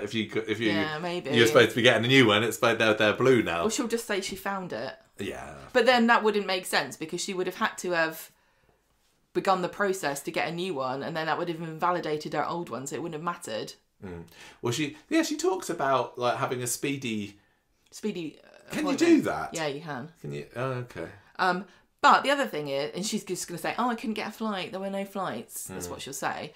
But what was I going? Don't you have to put your passport information into your flight thing to get aeroplane tickets in the first place? How does she explain that? I don't know. I think I found a plot hole. Do you think she's actually going to go to Mallorca or not? I think what's going to happen is that Kevin's going to come back next week and go, I missed you too much. Oh, do you reckon? Yeah, probably. That poor and I'm like, kids. Debbie. I'm like going, well, just bugger, why don't you just spaff some more of my money up a wall? Oh, yeah, because it was her that paid for it, wasn't it?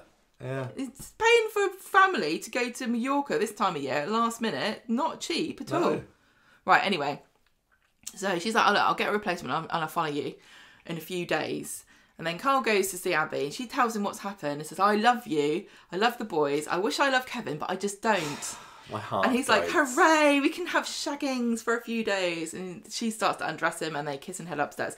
At this point, Kevin and the kids have already gone because Abi only looked for her passport like 5 minutes before. Tell you what wouldn't surprise me on this, Kevin comes back from Mallorca and it's like, oh, the bed's broken, Abi. What's been going on here? Wouldn't surprise me the amount that they've been at it. Although, they're probably, bed, sofa, shower, well, I'm surprised because on Friday, Carl's wearing Kevin's dressing gown and this gives Abi the ick a little bit.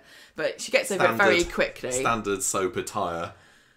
Yeah. Everyone's always wearing each other's dressing gowns in this programme when they're out at it. Debbie shows Tracy a picture of Kevin on holiday and says that Abi couldn't go because she needs a new passport. And Tracy's like, how suspicious. So I like how you were stroking your invisible beard there as you said that. I was feeling like, Carl, where's my beard gone? Oh, I'm sure I had one a minute ago. Right. So, post-bonk, Carl and Abi decide they're hungry. So Abi's like, you must stay here because everyone thinks... Also, everyone thinks that Carl's gone to Wales for some reason. No, what do you mean for some reason? He's gone to see his German mistress. But why, though? He could have just... They've just complicated this way more because it would have made sense why people kept seeing Carl hanging around. It is his sister's in-law's house. Because it's going to add to a bit more suspicion. Well, it makes it more confusing, out with Debbie later, doesn't it? Because she goes out. She also gets accused of being an alcoholic again because she's buying beer. And Who was it? Yeah, it was Tracy. Tracy points this out. Tracy sees it, doesn't she? And that Yeah, so makes her more suspicious. And then we get Debbie coming in, and I was worried she was going to find something disgusting. Yeah. Yeah, because she lets herself in the house and she sees there's 2 cups and 2 plates. She doesn't think anything of it. Starts cleaning that up. Starts moving pillows around. I'm like, don't pick that up. You don't know what's under it. So this is about just before she collapses, isn't she? And nothing came of this. Well, no, it did. Not noticing the cups. No. That is going to come out, isn't it? Because I don't know whether it's that blame the dementia sort of thing or not, but she was merrily clearing away these double plates, double cups, and she was just saying, oh, it's just such a state, oh, it's such mucket. But she didn't stop to think, hang on a minute, why is there 2? And I think that because she's at the end of the episode saying, oh, I'm sure I heard Carl's voice, I think she's going to just have this sudden realisation, hang on a minute, why were there 2 glasses there? Because that's a standard soap thing, isn't it? For somebody to say, why have you got 2 glasses here? But, you know, sometimes if you were to come into the room while I'm just watching TV, you would think there was a party going on. Because I'm just messy and I leave everything out. How many bottles of cider are there on the side here, Gemma? How many people are you had round? They're all mine. I know, I think that it seems to me like there was enough evidence that there was more than one person there. So I'm hoping that Abby's going to put 2 and 2 together. She passes out and Carl sneaks downstairs and finds her there. Doesn't call the ambulance. He waits for Abi to get back. And then You don't know how long Abby's been, though. Well, I can't believe I'm defending Carl. but what would you not phone the he's like, oh, I couldn't. It wasn't quite as bad as letting her just die on the floor, but it certainly wasn't as good as I'm going to phone the ambulance. But he's still worried about, hang on a minute, I should be in Wales. Exactly. He's putting his affair with Abi, again, in front of other people. It wasn't as bad as leaving her to die, but it was... He should have phoned the ambulance. Yeah, nobody's going to know. How long would he have left it? Yes. He knew that Abi was going to be back soon. She left her phone, so he couldn't phone her to let her know. He could have just taken the phone and phoned for an ambulance for his own sister. Just put on a voice. Hello, it's me, Debbie. Right, so this is when Abi gets back, finds her. She starts to wake up, so Carl runs away like the coward that he is. And so Debbie wakes up. They're all worried that she's had one of these TIAs, mini strokes things. And she says, oh, I just came in and I started tidying and then I fell on the floor like a sack of spuds. And there's a point where she says I didn't have long to fall, far to fall, which is quite funny. That was funny. She doesn't want to go to hospital, but Ronnie wants to make her get checked out. So then Abi and Carl celebrate by having a big snogging session right next to the see-through door. This was the moment of the episode. I didn't see this coming, but it was so satisfying. Cut to the outside and Tracy's there spying onto them. Watching her, and she says, you devious mucky cow. She looks thrilled. She is 100% thrilled to have found this. She is the Blanche's granddaughter for sure. When Tracy finds out dirt on somebody, that's peak Tracy. I love it. She's like the Grinch. I think that they should have done a bit of a callback there, and rather than having her saying you devious mucky cow, she should have said, oh, have it you rotten cow and tart. Right, so after the break, Carl scurries upstairs because there's a knock at the door, and I have to say, if you're talking about attractive men, a man running upstairs because someone knocked on the door is one of the most cringy, unattractive things a man could do. Oh no, someone at the door. Oh, no, it's fine. No, it's cringe. Tracy, it should be a big proper man. man. What's he supposed to do? Just stand there and take it. It's just really... Yeah, I'm having an affair, so it's just really cowardly. Like, oh, the door, you answer it. I don't want to. What if it's someone scary? I know why he's doing it. It's just cringe. So Tracy comes in and she's like, those beers weren't for Kevin, were they? They were for you. I'm going to do an intervention. Yes. This was good as well. Tracy pushes her way in because she wants to find evidence. She thinks if she bursts in, there's going to be some kind of proof. Sadly, so she's pretending to be concerned about Abby's welfare. Sadly, Debbie's already cleaned up the most incriminating evidence. But Tracy's like pretending that she's like, oh, you know, we've got someone to talk to me.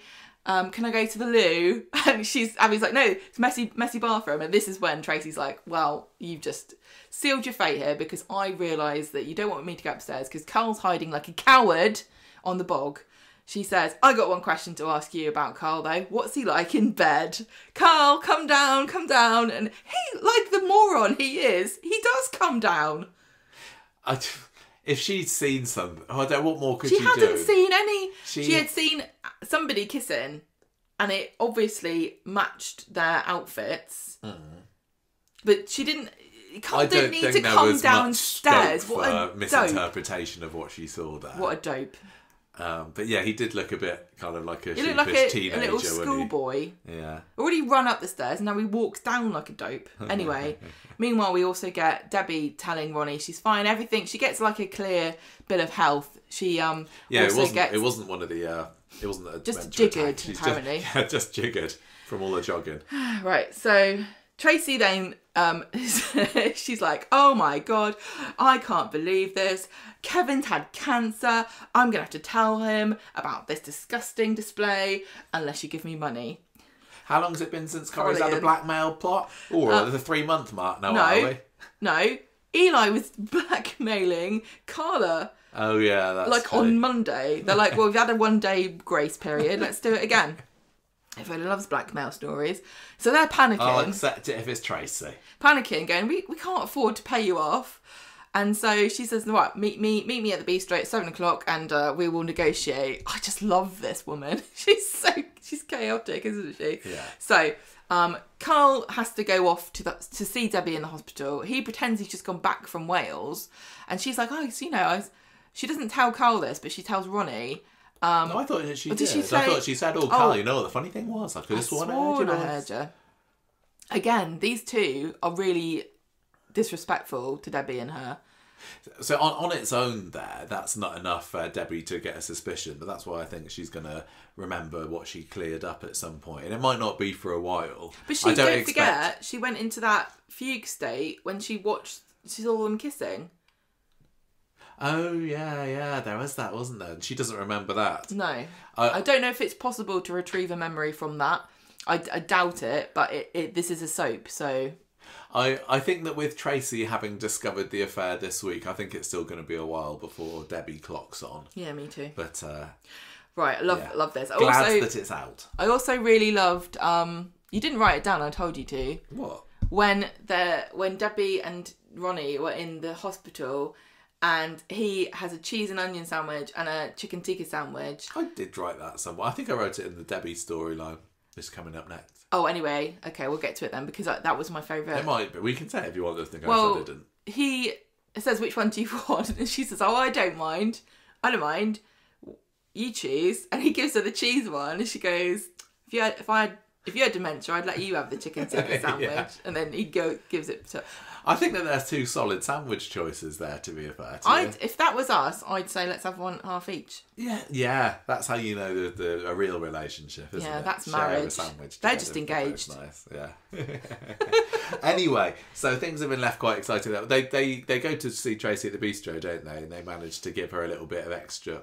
Get a bit of extra time from her. Well, she wants 10 grand. Yeah. And Abby's like, for that her woman... divorce. Yeah, she's got to cover her legal bills.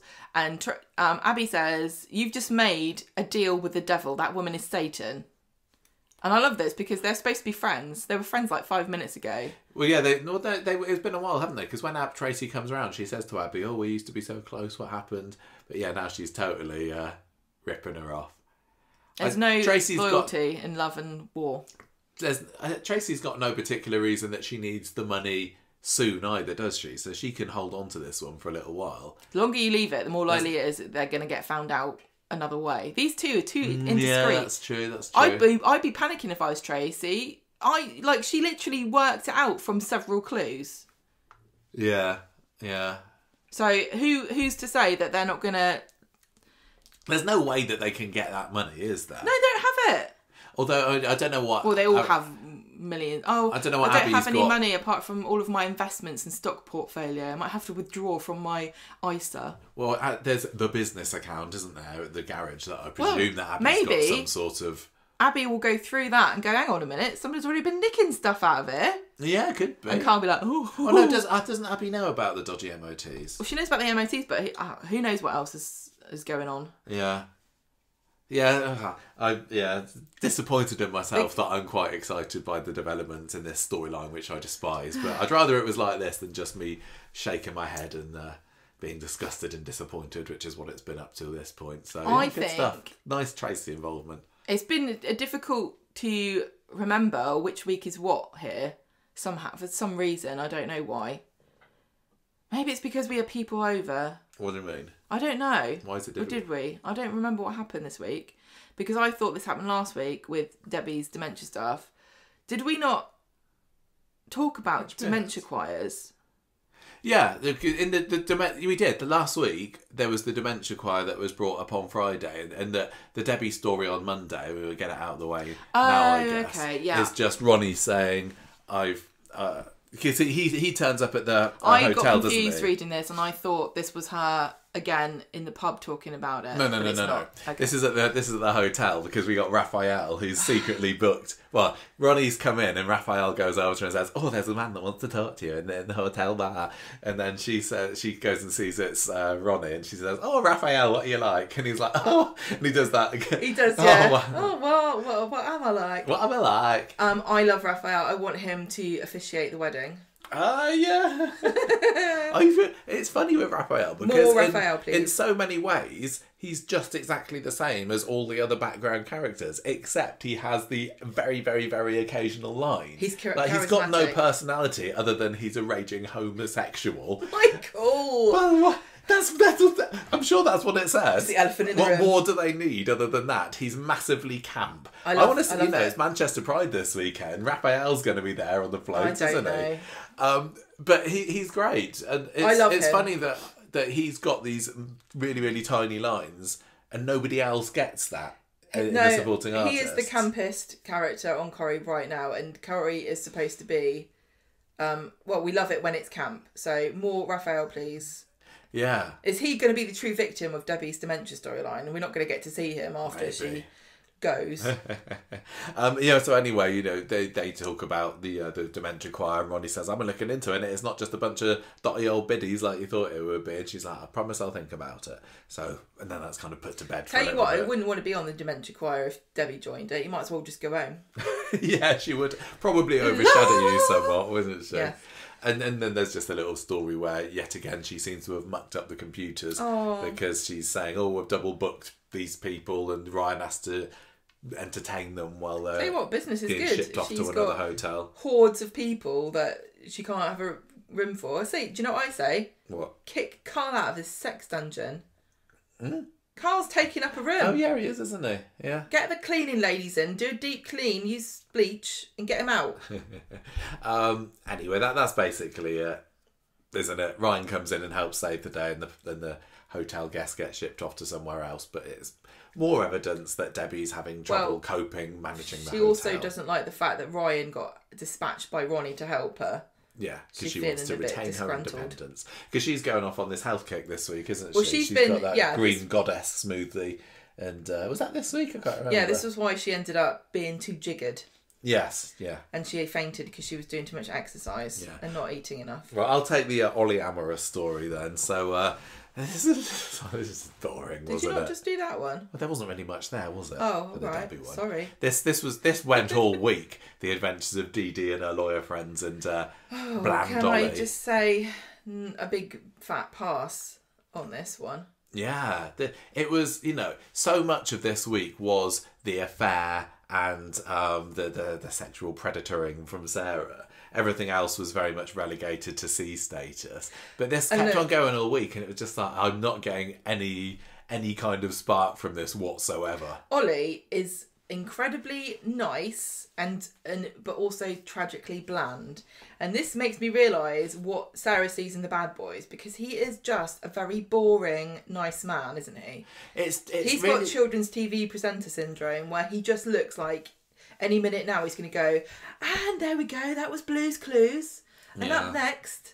It's hard because, you don't want every character that comes in to have a massive secret or to be secretly... Womanising dog. Yeah, but I don't know. There's that, And it seems that if they're not that, then they've just got to be completely personality free, which is what Ollie is this week. I mean, it seems to be enough to float Dee-Dee's boat, but I suppose once you've been out with an evil Joel, then you want something a bit more safe. But yeah, he's perfectly pleasant. Yeah.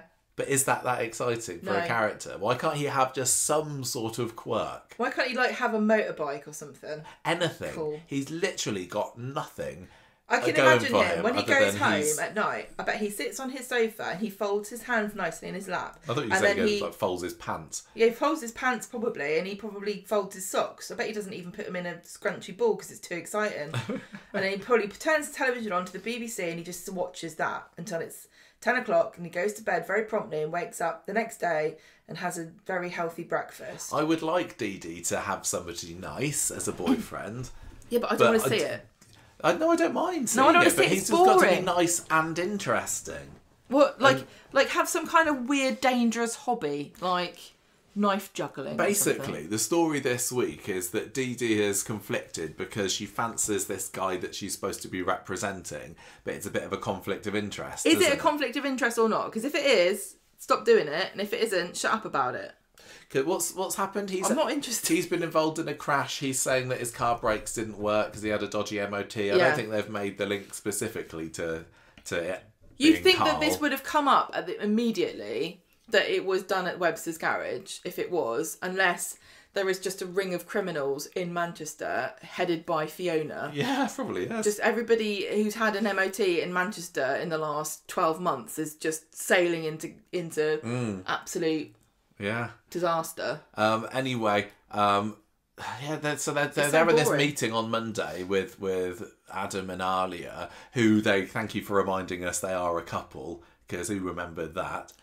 Oh, what a bunch of boring characters at the moment. It really, really is. And like, Dee-Dee last year carried the show, didn't she? I'm trying to be really nice. I always try to be really supportive of everybody, but these characters just like... Oh, they're lawyers and they're talking about a case and a conflict of interest.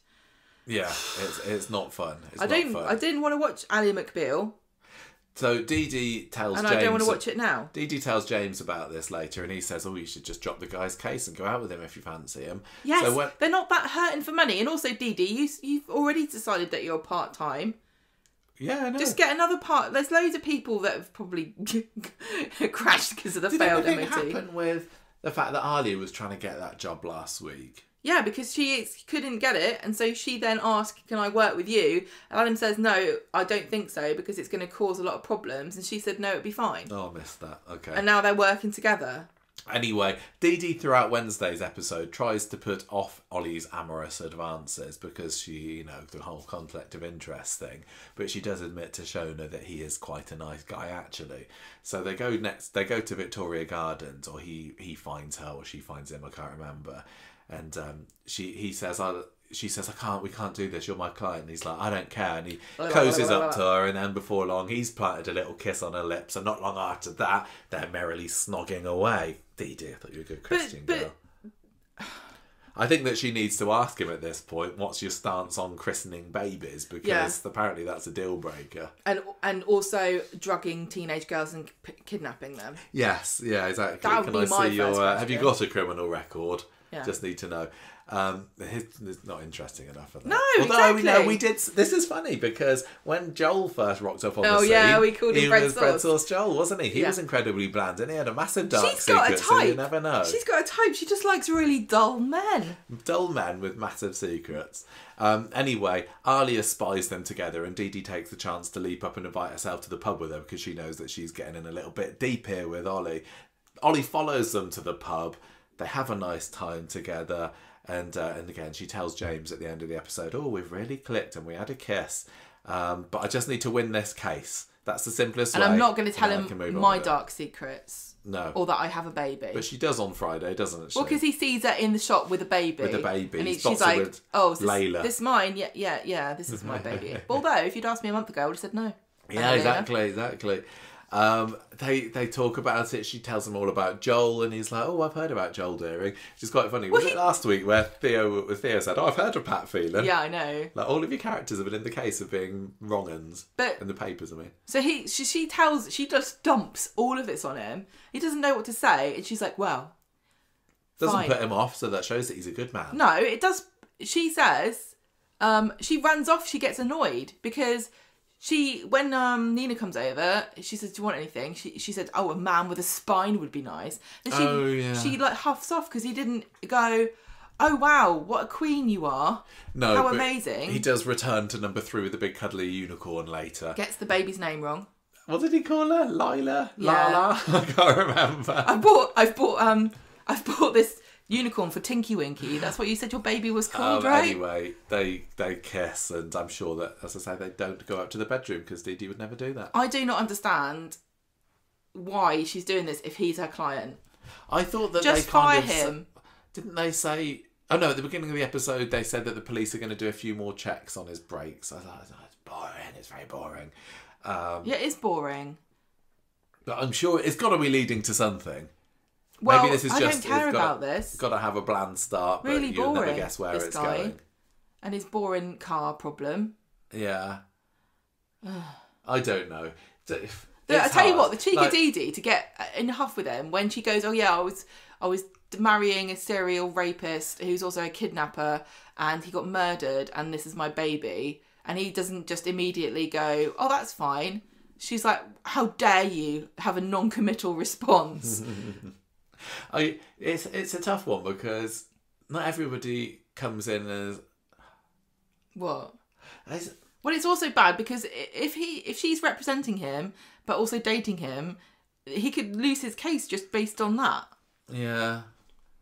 I just wish that, like I said, I wish they'd given us something to hook onto for his character, because you can have perfectly nice people come in There's lots and of still be interesting and have a personality. There's still loads of boring people. But this guy just doesn't. He is very boring. Really, really doesn't. But I don't Sorry, know. Maybe Ollie. he's only a short termer. I don't know. Sorry, Ollie. You can only do what's written in the script. Exactly. Right. So, Mama and Slammer. It is to do with. Oh, Lou. Yeah. Yeah. What were you? I was just remembering that Wednesday's episode was kind of a whole lot of nothing spread over a lot of scenes, wasn't it? With Tim and Gemma. And I mean, it's up to you to try and interpret my notes here, but I didn't really know what was going on much of it. Well, this is when Gemma tells Tim that Brody was going to go on a runner when it was the wedding. Yeah. And he didn't know about this. So he confronts Brody and asks him and says, "Yeah, I just don't know what I'm supposed to do. I want to look after them. We've only got each other." And Tim says, "No, you've got us, you've got Sally, you've got Bernie, you've got loads of people, and we all want to look after you. You're just going to have to trust social services and their plans. I'm not going to let anything happen to you or the girls that's not in your best interests." And then back at the pub, Gemma's like, "Sorry, it's all better off in the open." And then Gemma tells Brody that she's sorry to drop him in it, and he's like, "Well, we can only count on each other." Yeah, he's but not happy that the secrets come out. Well, he's not really like he technically, aren't they? What are they? They're somewhat related. Is Didn't he you say her- that she was his aunt? Yeah, she's maybe that's her kind of half nephew, I know. guess.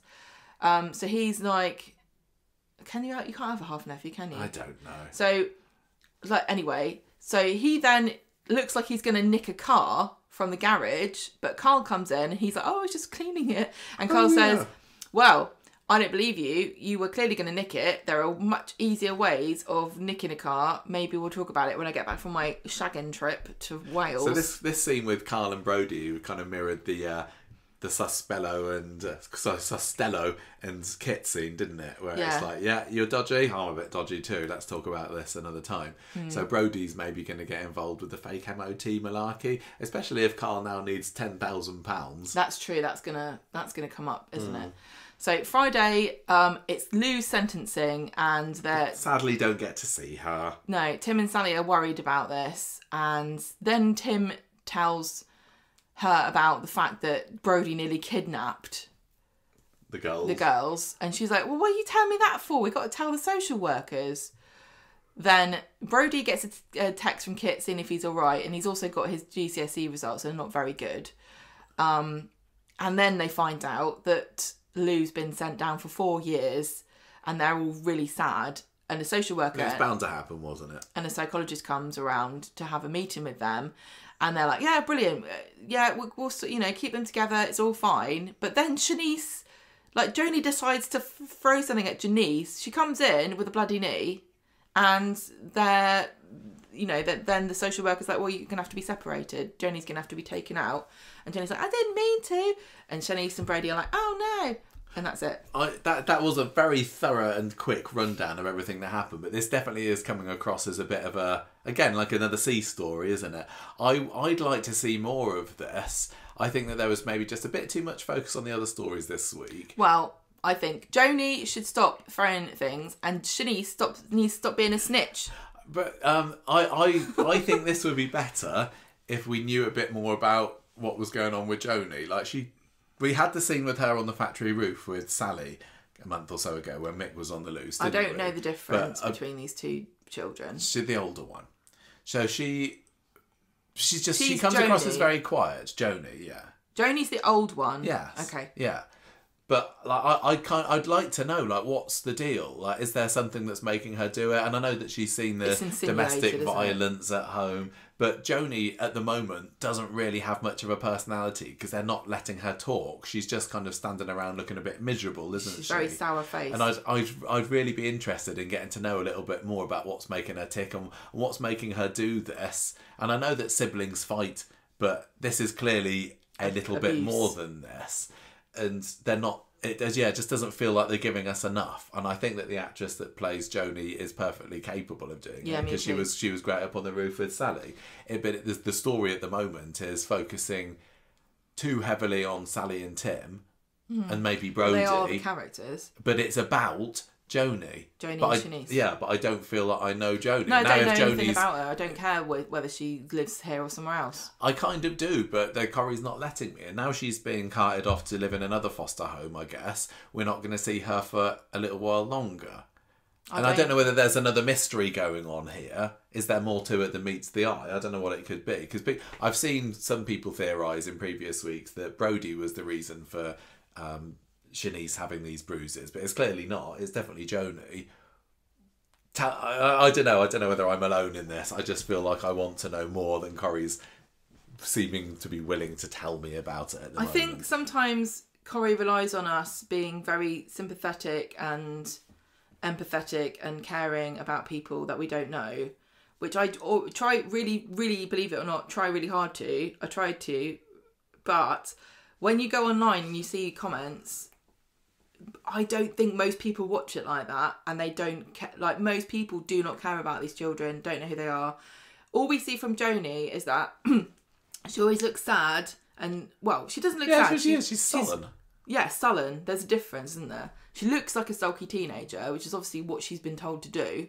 But equally, she's not. And then she's beating up her sister, so I don't feel she's not mean, is she? She is mean because she's made Shanice bleed. What's she do to her? But she doesn't come across like what we don't ever see, particularly, is scenes, because they're not giving them enough airtime. Are scenes where she's saying to Shanice, "Right, you little snitch. If you let me have the last biscuit, otherwise I'll stave your face in."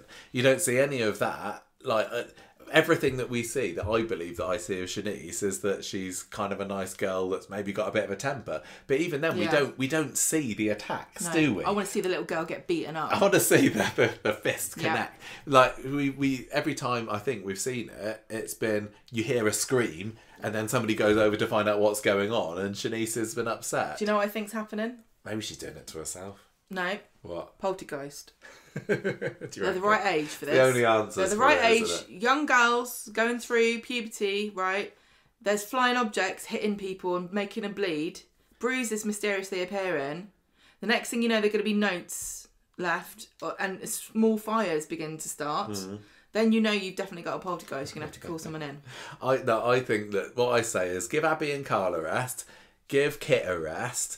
Definitely give Dee-Dee a rest. Let's put the Metcalf adventures into the forefront of the show for a little bit. This is Sally and Tim. Nobody out there is saying, I'll tell you what, too much Sally and Tim at the moment, are there? Everybody is crying out, saying, give us more of the Metcalfs. And Corrie kind of teases us with 3 or 4 scenes, a week if we're lucky. No, I don't find this interesting at all.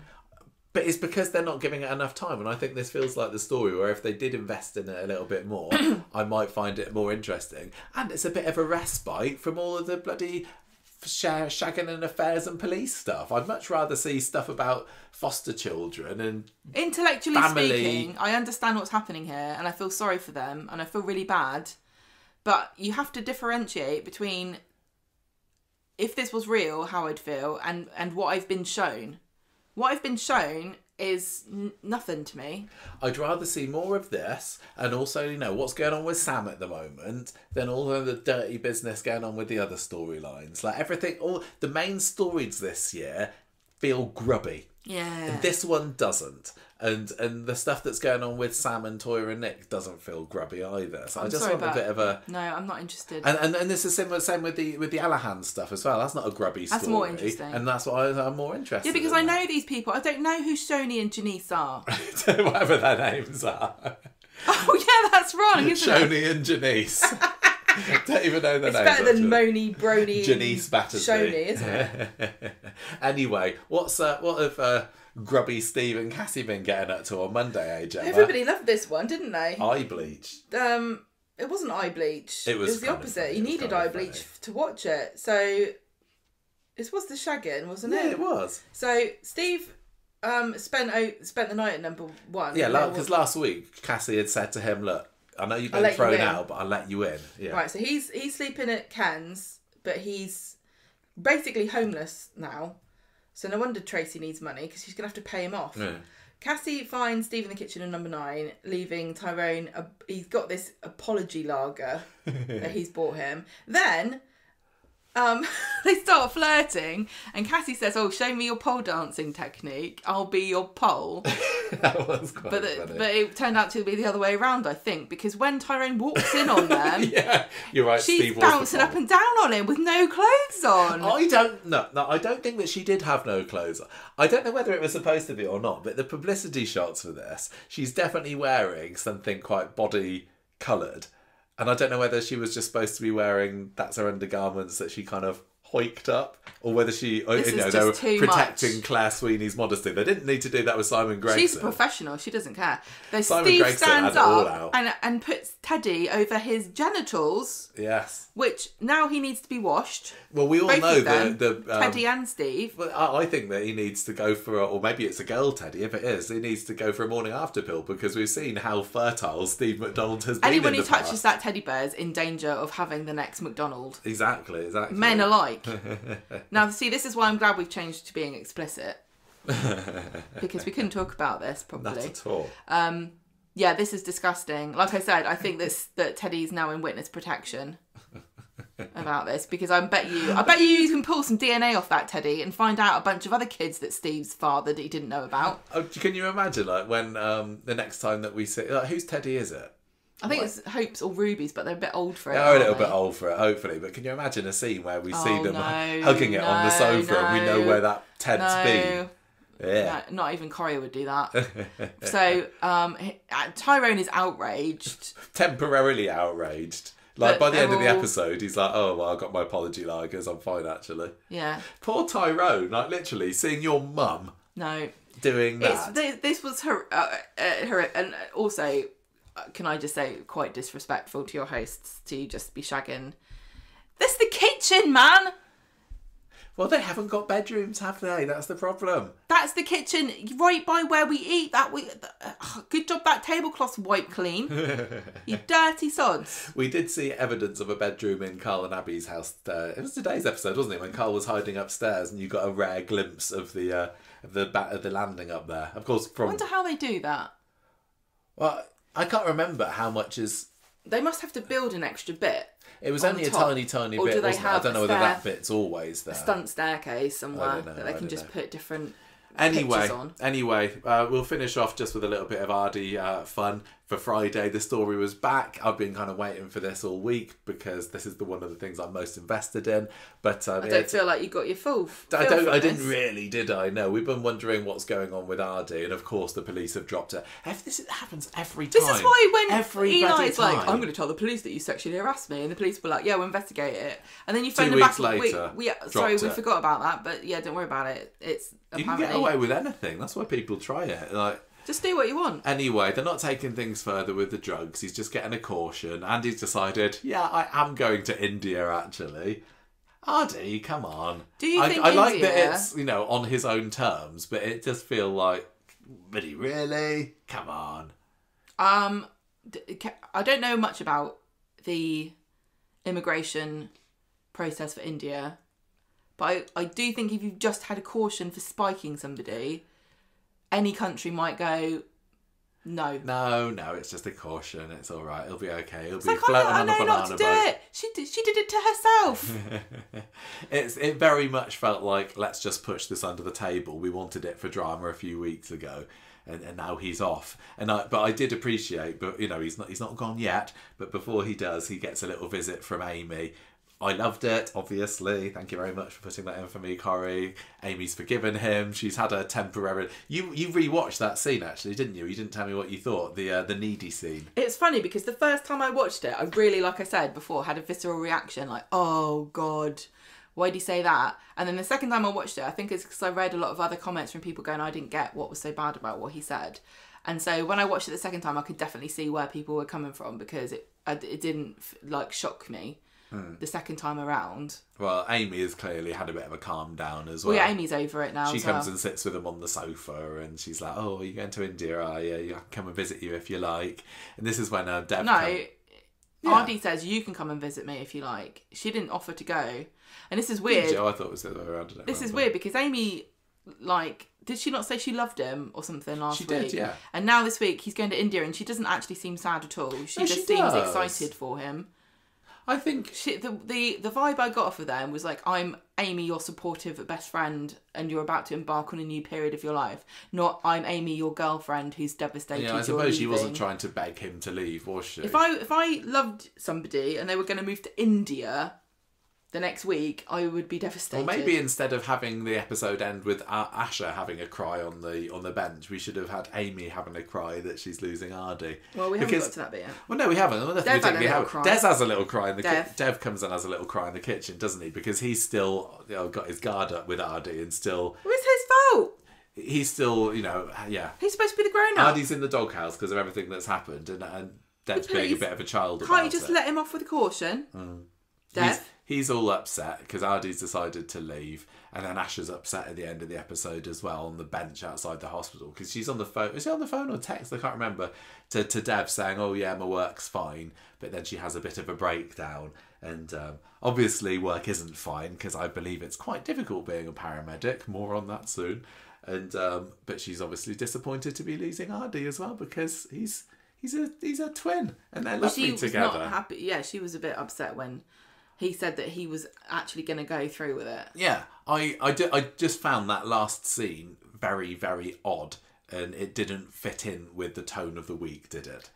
Well, it's a preview. It's a preview of next week, but to let the cat out of the bag, this will be picked up. It wasn't the sort of thing that would necessarily tease me into saying, "Oh, I can't wait to see Monday's Corrie." It doesn't feel like a odd. Cliffhanger. No, it didn't feel like a cliffhanger. It felt very, very out of place, I would say. But anyway, I'm not going to let that count against it because I'm not like that. That's the end of this week's Coronation Street. That was fairly short street talk on the whole, but I guess it was just one of those weeks. I mean, I thought it was okay. I was mega disappointed with Corrie on Monday. I just thought it was too grubby. And since then, it's got gradually better. I thought today's was probably my favourite of them all. Partly because Abi being caught out filled me with joy. But I'm glad that we didn't get any Theo and Todd this week. I think that would have dragged it down a lot more. But are we going to have them back again next week? Wouldn't surprise me in the slightest. Oh gosh, this is right slogging at the moment. There's a real slog of stories going on at the moment. It really, really is. I really like Debbie. Debbie is the shining light of Coronation Street at the moment. She really, really is. Debbie's my character of the week. Just to get that out of the way. Not giving it to suspects. I can't. This can't be his new name, so I can't say it. Costello. Costello. Sounds like a Shakespeare character. Debbie was great this week, but again, little to do, I suppose. David was quite fun. Although, like I said, he is kind of coming across as being he's a bit needy. I'm going to say a little bit needy, as Aadi might call him. But there wasn't particularly anyone else that screams character of the week to me, because it's not Abi, it's not Carl. No. Tracy, maybe. Oh yeah, Tracy Quite like deserves Tracy. a nod. I think I might go for Tracy this week, actually, because I don't, Debbie's going to be racking up the character of the weeks in the years to come. Well, while she's deteriorating. So yeah, I'm going to Tracy this week. I'm loving the return of evil Tracy, because she's been nice for far too long. She doesn't feel like, I don't know whether it's the performance or the writing or just, she's naturally maturing as a character. She doesn't feel like she's right back on the evilest, most devious that she's been. No, but she's not lost it. She's not lost it, but it feels like she's just kind of revving up. So hopefully we'll see a little bit more next week. I don't know. Score of the week, darling? To me, it feels... I didn't mind it when I was watching it, but now we've talked about it, I feel about... It's weird, because normally it's the other way around. Like, I like talking about it, and so it makes me like the week more. But talking about this week, it's just made me go, oh my God. I think it was Olly, sorry. But Olly really dragged it down by being really bland. I think I still might go... Yeah, I'd say 3 kicks in Kevin's nut out of 5. Not higher than that. That was a great Tracy line, wasn't it? Yeah. 3 couples getting amorous on Monday's episode is from me. Love it. Although, was it more than that? I don't know. Quite possibly, I'm going to say, yeah. Smut show this is. Okay, anyway, that's it for this week's Street Talk. We'll be back next week